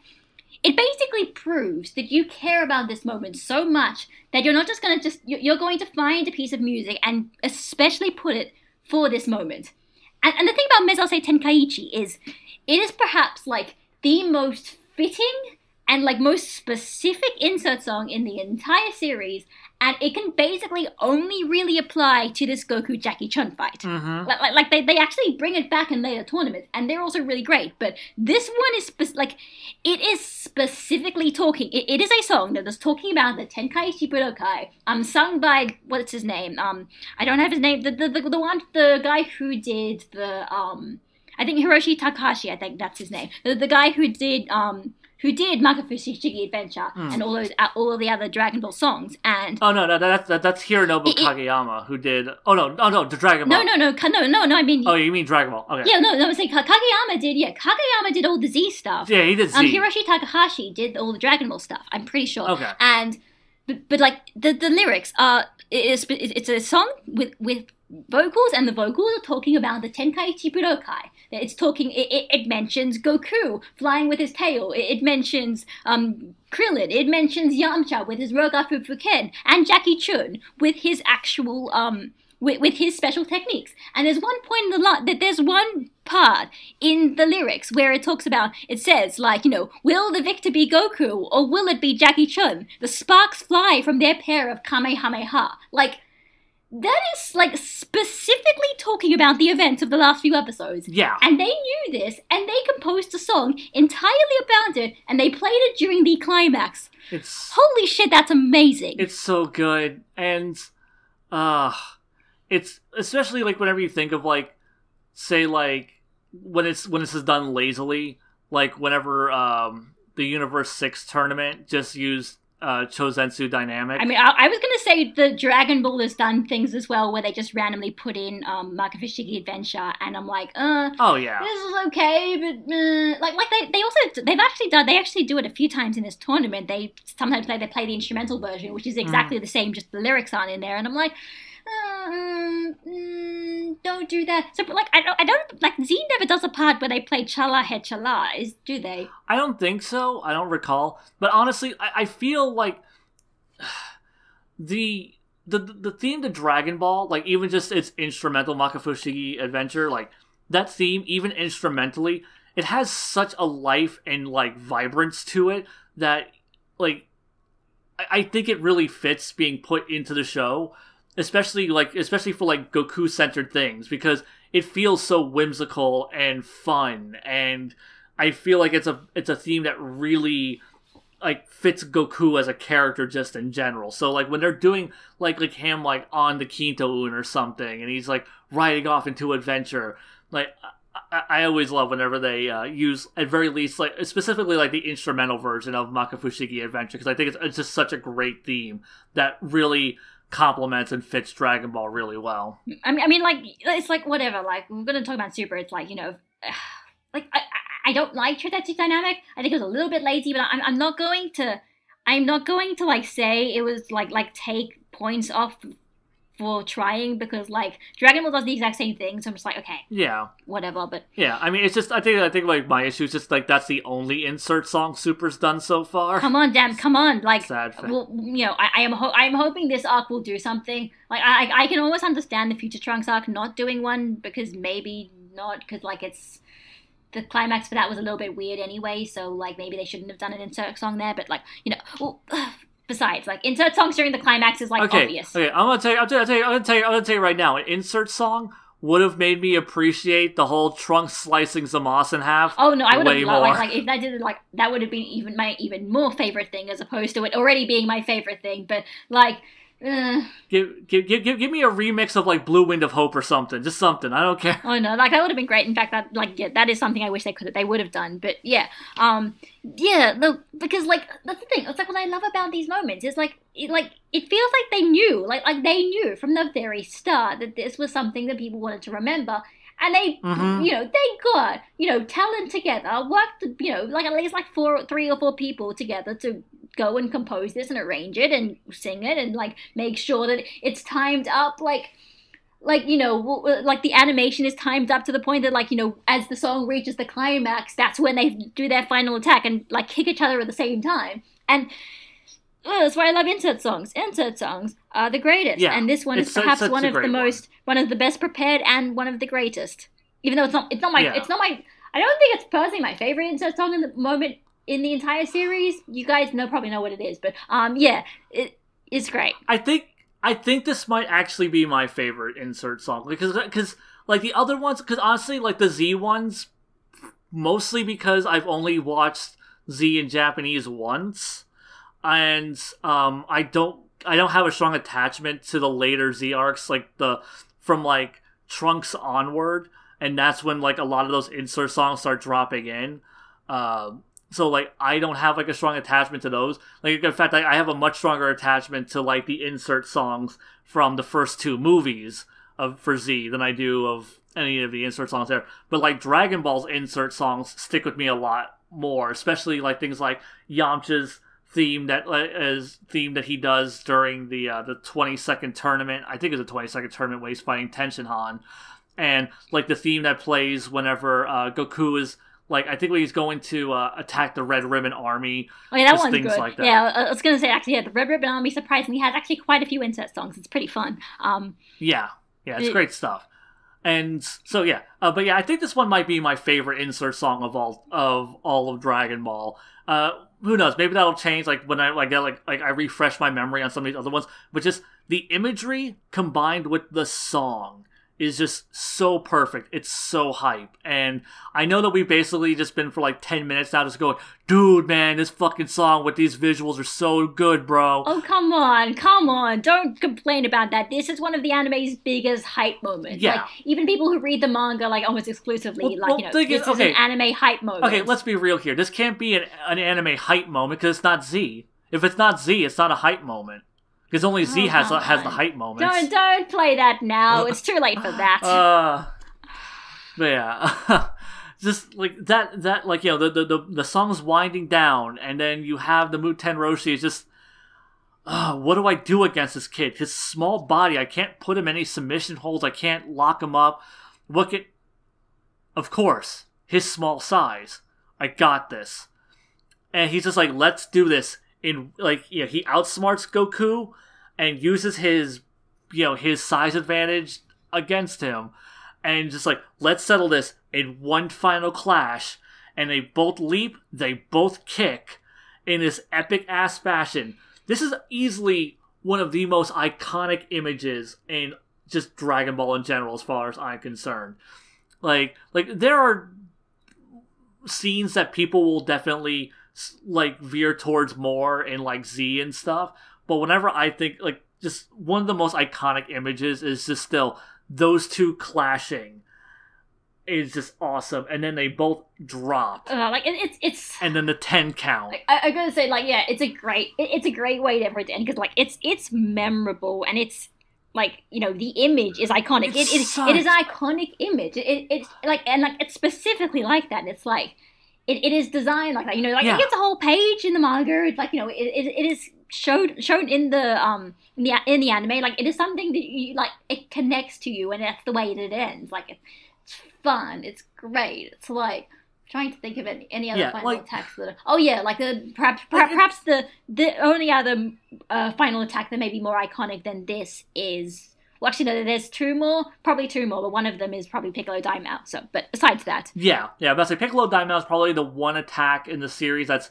even more iconic than this. But God, yeah, just like I'm looking at it right now in the manga, and it's such it's really impressive to think that Toriyama went from guy who writes silly gag manga to guy who just writes an incredibly cathartic and satisfying and memorable martial arts tournament storyline. Even if it's also partially a gag manga. Yeah, while still maintaining it being a gag manga. Like, he still wrote, like, this fantastic fucking story. It's so good.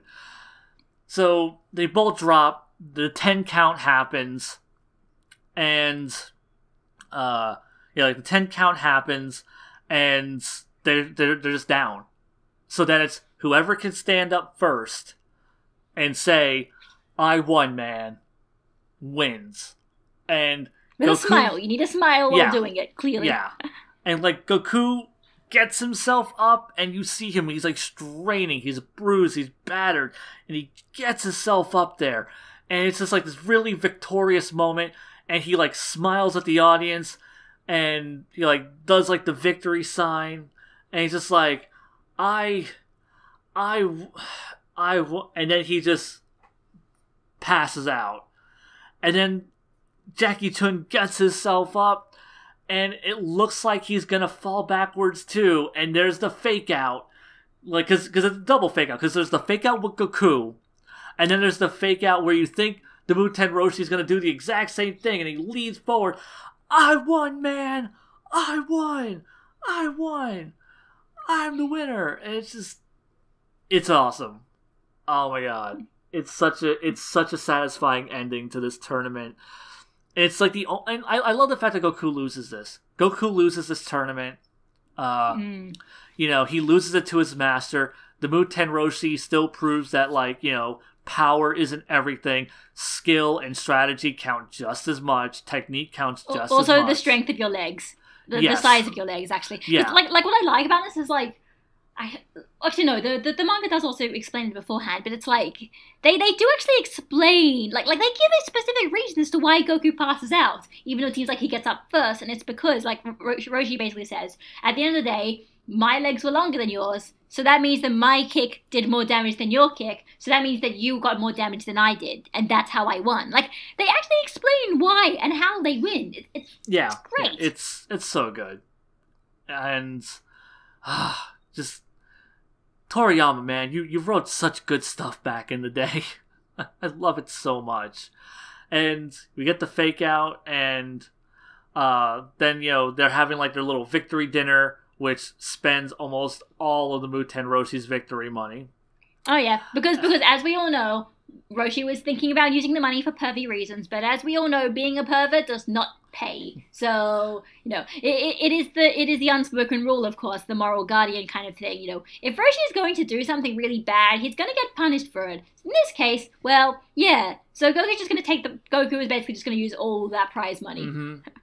And also, it also explains why, Krillin and Goku were never going to ask why Roshi suddenly has a giant sum of money that he never talked about. Right. I mean, apparently it wasn't that giant if it completely burned out his friggin' wallet in one meal.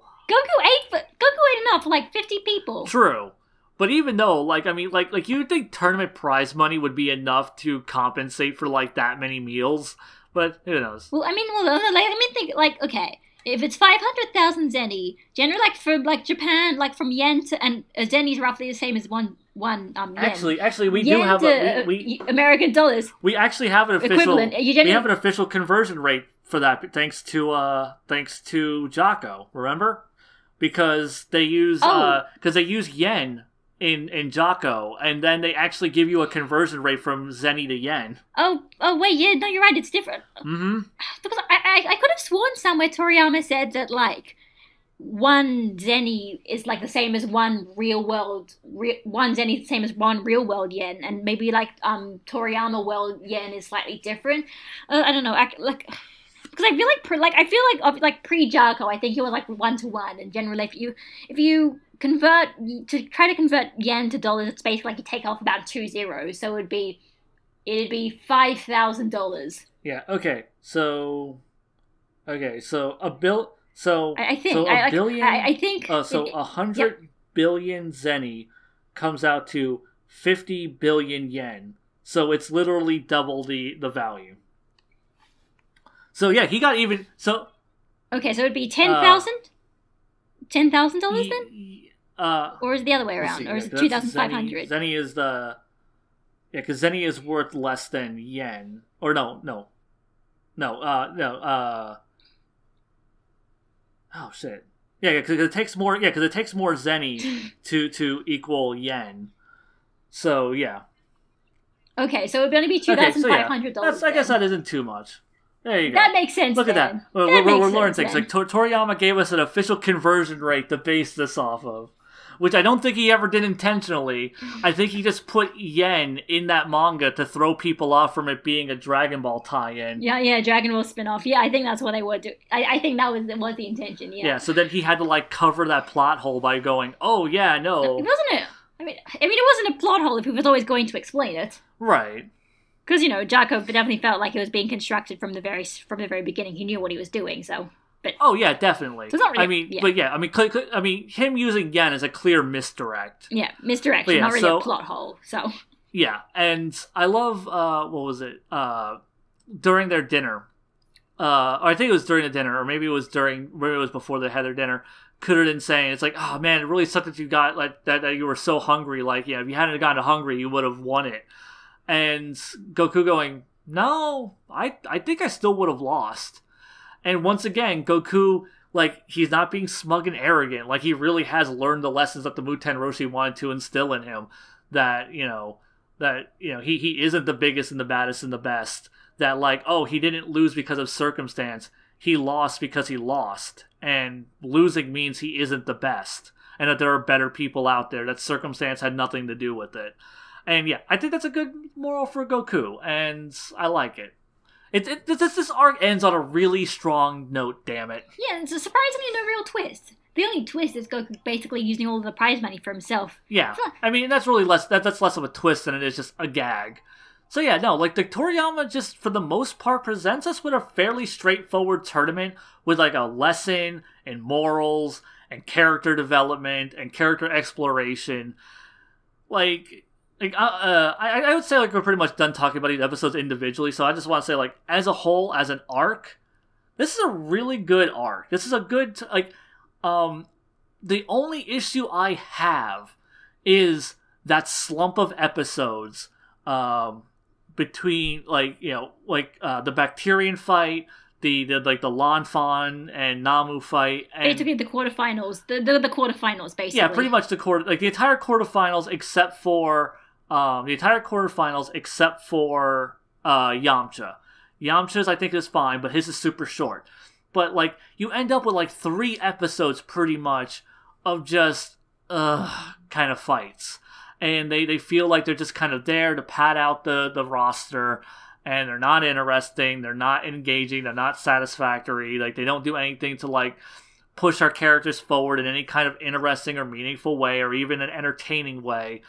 And yeah, so like this arc starts really strong and it ends really strong, but that middle, that quarterfinal slump, man, that just that drags it down so much, because it is 3 really boring episodes in an arc that's only 15, and it's like 3 back-to-back episodes.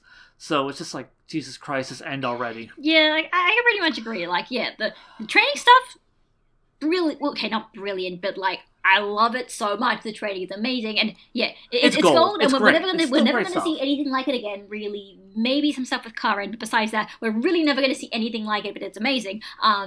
The tournament start is kind of like, there's some stuff there a little bit in the preliminaries, but it's kind of not really. And then the quarterfinals are all just kind of boring. Like even the Yamcha one, like it's just there to establish Jackie Chun is strong, and even then it's like, yeah, it's so fast you don't even really think about it, and they don't even really get any sort of kind of intrigue, really. It's not very good, I think, at actually building up the intrigue. It's just the, like, oh, we beat Yamcha, I guess. I feel like I didn't really leave as much of an emotional impact as it should have, but yeah, once we get to the semi-finals, they're actually pretty good. The Goku one, like basically, pretty much, the core of this arc is about Goku, Krillin, and the Muten Roshi. And when they're all together on screen, it is great. It is just great. But every time that, like, they kind of have to make them all kind of detach themselves and make them do their own thing, it seems like Toriyama just couldn't really make anything as interesting. And he definitely couldn't really make it as interesting for the characters who basically never come back. Yeah, I'll still defend Namu. I think Namu's great. Okay, alright. Like Namu's alright, and it's also fun where we have at the very end of the series we get Oob, who's very much seems to be like his backstory seems to be kind of a very similar idea, but yeah, besides that, it's like, yeah, every time we have Goku and Krillin and Muten Roshi interactions, that is the core of this, and it's good, and it's great that they ended it off on that Toriyama made the entire tournament about that and ended the entire tournament on that, because it's good, and it's the key stuff. Like, everything else is just not as interesting, and I feel like Toriyama just, it's like he had like a core emotional story, but he didn't really have a core kind of fighting story or a core kind of like characterization story for other characters. Mm-hmm. Like Toriyama always seems to have a rut in trying when he tries to come up with like side characters. He has a habit of just making them just not very interesting, or just and then just not doing anything with them anyway. But yeah, and it kind of shows here. Also, another criticism of this arc, speaking of side characters, Lunch. Oh yeah, we almost forgot she was here. Yeah, look. Yeah, we're sitting here talking about this arc as a whole, and we completely forgot that Lunch was a thing because she hasn't been a thing for like the last 8 episodes now. So yeah, it's poor Lunch. Speaking of, what a wasted fucking character. And so yeah, I think that's another the addition of Lunch, as much as I enjoy her antics, she adds nothing to this story. And that 3 episode slump of the quarterfinals is just, it takes what could have been a great arc, like a really, really great arc, and just, it's a good arc. You know, like I gave like a 6 to the Pilaf arc. I would say this is like a 7. Like, you know, it's definitely a notch above it, but you know, but I feel that things like the stuff with the quarterfinals and Lunch being just kind of shoved in there needlessly, kind of just bring it down a bit. You know, but you know, it could have been an 8. Ends up as 7, but still above average. Maybe if I was going to give a number, I actually can't remember what number I gave the Pilaf arc. Maybe I think I don't think you did. Okay, right. So if I'm going to give a number, maybe like a 7. I'd probably give it like a 7.5, because the emotional core stuff is great. Basically, like the moment it goes away from that emotional core, it's just not as strong, basically, and that's why I kind of wish that I do kind of wish that they managed to tie in some of those other fights to that emotional core. That would have been fun, even if that would have been great. But whatever, yeah. Yeah, but yeah, like the emotional core that is here is great. Like I just the way he presents the Muten Roshi, the way he develops his character, the way He is so cool. Yeah, like, because the Muten Roshi goes from, like, oh, he's this ancient martial artist who's, like, really cool and badass, and he's also a pervert. But here we actually get dimension and depth to his character. And we get, this great we get exploration of the Muten Roshi, and then we also get character development for Kuririn, where he goes from being this snotty little asshole to Goku's best friend from now until the end of the franchise. And it's great. Like, this arc has so much to offer. It's a really good tournament arc. I really like it. So, comments, or do you have anything else to say? Comments, yes. Yeah. No, I was gonna say I don't really know how I don't really know how I'd rank it throughout the other tournaments. Well, I mean, at this point, we'll work it out. Maybe I'll work it out while I'm watching the tournaments. Who knows? Right. But yeah, comments. Okay, so first comment is from Murdyville. He said, I don't mean to be nitpicky or anything, and I know you guys talk without a script, but I feel Gabby's repeating stuff way too often within a minute. I don't know if she's nervous or something. I just think she's speaking too fast. That her speaking too fast on repeating a bit too much and rambles a bit too much as well before finishing her argument. I am kind of used to rambling from Zeon since he doesn't use a script, and it happens rarely, but I think it would benefit the time of the Dragon Cast if you use it to read further comments and for instance. Okay. So, yeah, I mean, as he points out, we don't use a script. There's really nothing we can do. I mean, we could try to, like, keep it in our minds, like, oh, like, maybe we're rambling too much, but when you are trying to keep a conversation going and you're recording yourself and you need to keep some kind of rhythm, yeah, like sometimes you'll end up repeating yourself inadvertently. Like, that, I mean, I do it, she does it, everyone who does things unscripted does that. Like, unless you're just really super articulate. Listen, I am sorry. I do not have a perfect podcast, unscripted, ready video talking voice. Yeah, no human being does. Sorry that I am a giant fucking nerd and have a habit of repeating my words and not necessarily knowing all of my arguments and points because I have written like dot points of things to talk about and not entire sentences. I am sorry. Because. No. Like, this isn't worth apologizing for, because, like, I know it's a sarcasm. Okay. I'm just saying. Listen, okay. I'm sorry, but I am just a person like you, and there is no obligation or like responsibility or like somebody pointing a gun to my head and saying you're going to have to learn to talk better or else. Mm-hmm. Listen, I feel like last week or something, where someone managed to tell me that I was, like, managed to give me criticism without sounding like an asshole. But here, like, I'm sorry, okay? I am sorry that I don't talk well enough for you, but I am trying to improve. But, like, at this point, I'm like, maybe because somebody has already asked me about it, like, I feel like I'm beating a dead horse. Like, yeah. I don't know how to get better, okay? Like, yeah, no. Like this is like, I mean, it's something to even like get flustered about, because, you know, all we can say is we are humans, and like I said, I do it too. And everyone who does things unscripted, you're gonna repeat yourself. You're gonna accidentally go over the same points, especially if you're trying to collect your thoughts. And I'm definitely never going to apologize for doing that, because, you know, I mean, I'm unscripted. I don't think anyone else could. You know, anyone who jumps into doing this stuff could necessarily do a better job. I mean, maybe they could, but not exactly like an exponentially better one. And as far as, like, you know, it would benefit the time of the Dragon Cast to use to read further comments, for instance, no, because I never cut comments out. Like, if I see a comment I want to read, I read it. We pretty much read all of the comments we want to read. Like, yeah, you're hearing all of the comment discussion, and the other discussion is all of the other discussion. We just happen to have more to talk about from the actual episodes themselves. Yeah, because and also considering, you know, we wait until the end to read the comments, so at that point, you know, we have discussed everything we can possibly think about the episode. And if we're talking about the episode more, it's because your comments happen to trigger something we didn't think about before. Yeah, as far as I'm concerned, though, I think, like, you know, these comment, like, you know, like the comments, you know, we read the ones that we think are interesting. That is the entirety of it. If we don't read your comment, that probably just means it wasn't like an interesting enough comment. Because I mean, if someone just says, "Hey, I love the podcast," I mean, I appreciate that, but I'm not going to read that on the show. If people ask simple like Hasbusker1 here, who comments almost that exact same thing. Yeah, there's plenty of people who comment that like all the time, and I mean that's fine. I definitely appreciate the support, but we're not gonna just read those comments off.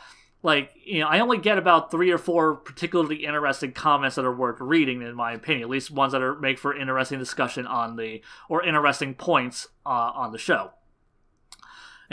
So yeah, that's how that works. We're not cutting any comments out because we've been rambling for too long. If we end up making a 2-hour podcast, we make a 2-hour podcast. That's just how it is. We're not going to cut out things. Yeah. It is probably going to be 2 hours at this point. We'll see. Yeah, I was about to say, we're getting close to it, but we have some stuff to cut out because of issues. But yeah, also, I have a couple of comments from Rafael Augusto. I'm not going to even try to pronounce your last name because I don't want to butcher it. He has 2 comments. One is about the Orin Temple pun, how it's a pun on Shorin. And then he also gets into the Karate Kid thing, how it's a Zen influencing. I don't want to read both of his comments because that would be really long because he makes like a really long point on the Zen thing. And then his Orin Temple thing is mostly just explaining the pun. So yeah, I mean, if you guys want to see his comments, just definitely check those out. I love how he's telling me to say he can send the bibliography letter if needed, because he knows I've been like researching stuff about like Dragon Ball and not necessarily Dragon Ball, but like researching stuff about like all this culture and stuff. So he's like, and he's like, I think he's doing research as well. So we were like, oh yeah, no, I found this random article about things, and he's like, oh, I also found this random article about things. So yeah. Next comment is just Shane, nothing else. Shimunuki is indeed from Segasha. The Yamcha scene is animated by Nakatsuru, the character designer for GT, which is something I didn't know. Well, I didn't know that was that the Yamcha scene was on it, but I do know Nakatsuru is the GT guy. Also, the scene you mentioned from the Uchiyama episode is animated by Ohara. Old DB Higashide. Shida is not the only good animator on his team. Oh yeah, I'm never asserting that Shida is the only, like, oh my god, Shida. It's just, he's just the only one we know. Shida is the guy that we know. So, and we know because he's done all this cool stuff like recently as well. Yeah, like for Super and for One Piece and for Precure. Yeah, so it's like we know him. So yeah, like he does like all these really cool standout bits. So if I see like the thing that I think stands out the most, I would probably end up just assuming it's Shida if he's on the team. Obviously, I have no way of knowing this. I mean, I'm sure I could look it up, but I don't know how to look that up. So yeah, I am in no way implying that Shida is the only good animator on Uchiyama's team, because, like I said, there was an Uchiyama episode where 1/3 of it looked like garbage, and then the rest of it looked great. And so it just depends. Like, what was that? I remember there was one episode. There was one episode. Like, I think was it one of the post Rabbit episode? I don't remember. Fuck it. Anyhow, that's what I was just saying. Though, like, yeah, I do know that there are other great animators under Uchiyama. So, and the last one I'm gonna read at least is from Noam. Noam. I think Noam. Yeah, probably. Noam. Okay, Noam Ventura. Big question.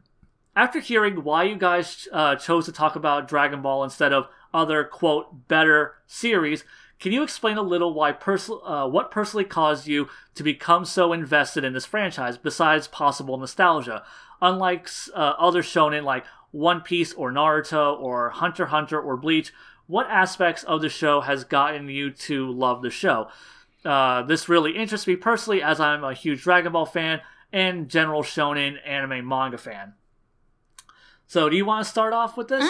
Sure. I think for me, it's partially was also almost like a kind of a curiosity in that, like, some of these sort of shonen tropes and sort of things that kind of ended up becoming staples of the battle shonen genre were things that were sometimes almost like, or at least popularized by Dragon Ball, sometimes almost completely accidental. Like, Toriyama kind of created this genre by accident. And also probably because it's one of the first. Well, first of all, it means it can get away with a bit more, and second of all, it means that, like, it when it does things, it's far more earnest about it. Like, it's not really trying to say, like, oh, you know, we're doing, like, you know, we're gonna give a character a stronger form, but we're going to tell you exactly what the stronger form is, and the context behind it, and the reasons behind it, and, you know, its positives and negatives, and what it looks like, and why it looks like, and blah, blah, blah, blah. Whereas in Dragon Ball, it's like, the character gets stronger because they do. It's a thing that they can do. Why not? We don't need to overanalyze and explain this. I think that's probably why I like Dragon Ball a bit more. It's like, it doesn't go, and it probably, like, you know, it doesn't try to do more. It doesn't try to, like, be, like, ridiculously, like, symbolic and meaningful and yada yada. It also means, you know, he's not trying to overreach himself either. He never really feels like Toriyama's trying to be too ambitious, and then it falls flat on his face. Yeah. For me, it's a few different things. First off, I have the most history with this series. I've been watching this show for longer than almost any other anime, and I've watched it, like, you know, so many times.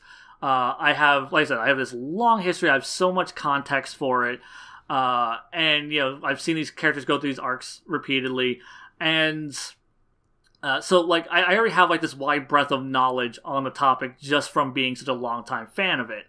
Also, as Gabby points out, it is kind of the progenitor of a lot of the tropes, and, like, it's where the shonen battle genre really solidified. There were other ones that were kind of in that vein. Like, you know, you have, like, your Kinnikuman's and your, what's another example? Fist of the North Star. But kind of Saint Seiya as well, sort of. Well, Saint Seiya came after. No, I think Saint Seiya was before. No, it's before. Or, I mean, it's after. Because I actually had people arguing this with me, and I looked it up on Twitter, because people keep telling me that Saint Seiya came first, and I'm like, no, Saint Seiya came, like, a year later. But yeah, so, like, this is where, like, the genre really takes its form, and I've mentioned this before, like, I am a huge fan of, like, old school, like entertainment, movies, TV shows, anime, and the reason I'm a huge fan of these things is I like to see where things began and where, like, these genres became a thing. Like, I love watching, like, old movies and, like, old sci-fi stuff and being like, oh, like, this was the birth of, like, these tropes and these concepts and these ideas and these storytelling conventions. And especially, like, if it's, like, something that inspires something else that I love. Like, you know, like, I go back and I watch, like I loved Ghost in the Shell. And then I went back and I watched, like, Blade Runner. And seeing, like, how Blade Runner influenced cyberpunk as a whole, I find fascinating. Going back and watching Cutie Honey, like, seeing how, like, oh my god, like, this is where the magical girl genre comes from. The battle magical girl genre comes from Cutie Honey. And seeing how all of these influences were carried over into, like, Sailor Moon, and then Sailor Moon kind of became the de facto, like, thing of, like, how people view magical girls, and that goes to spawn and create other magical girls. Like, I have a huge fascination with that stuff as well.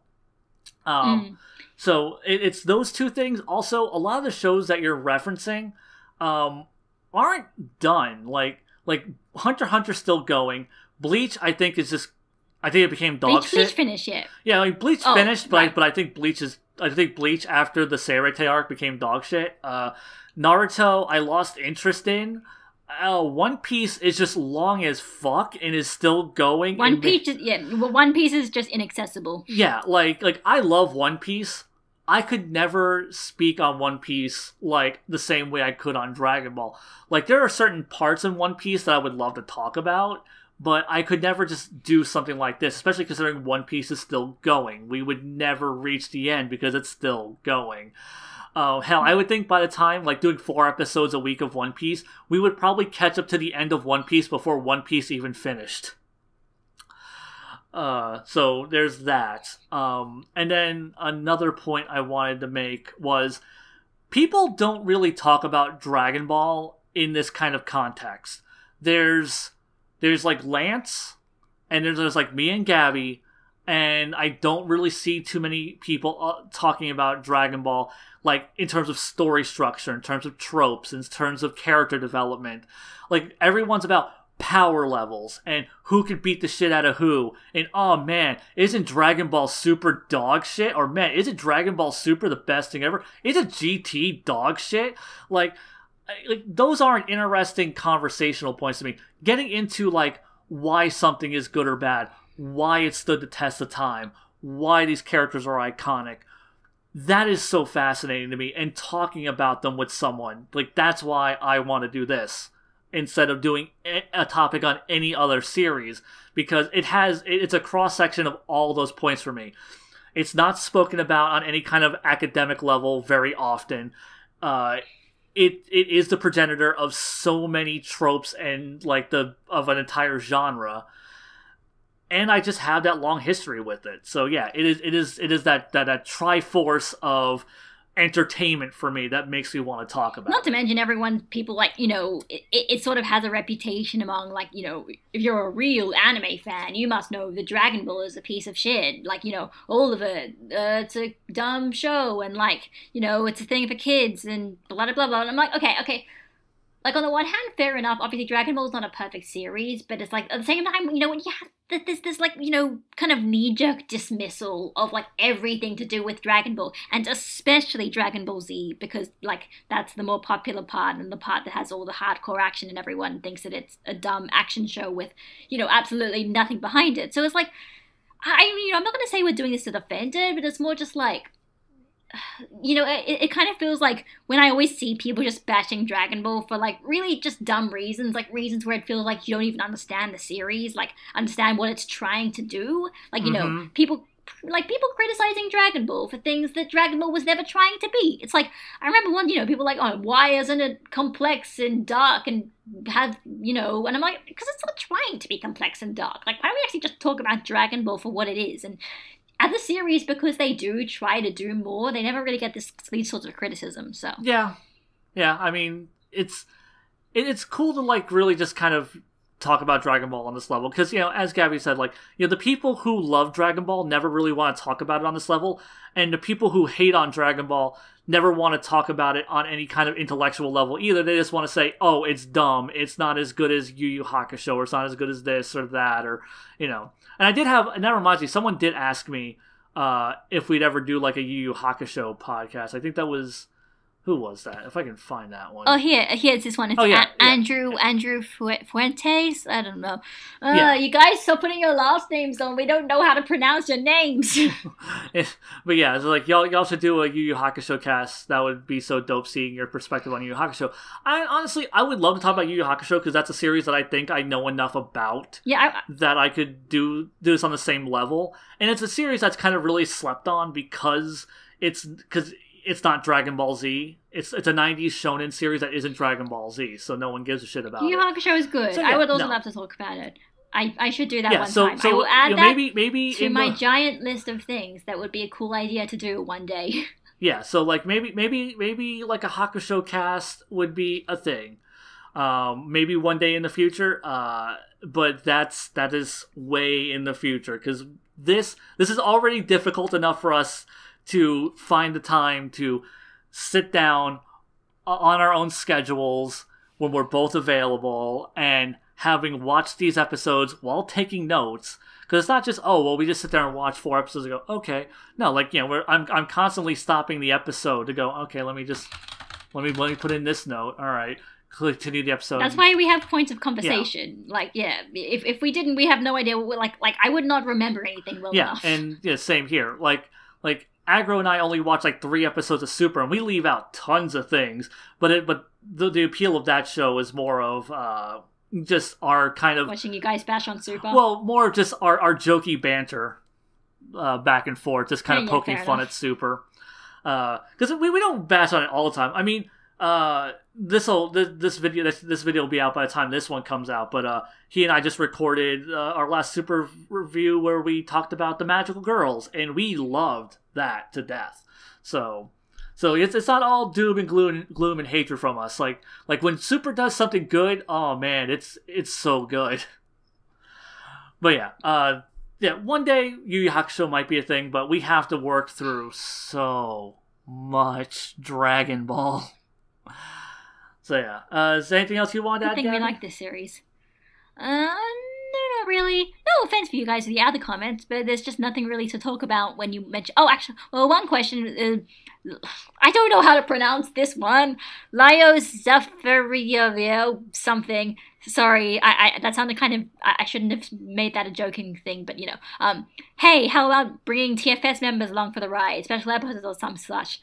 On the one hand, that would be cool. On the other hand, I don't know if TFS members would really care.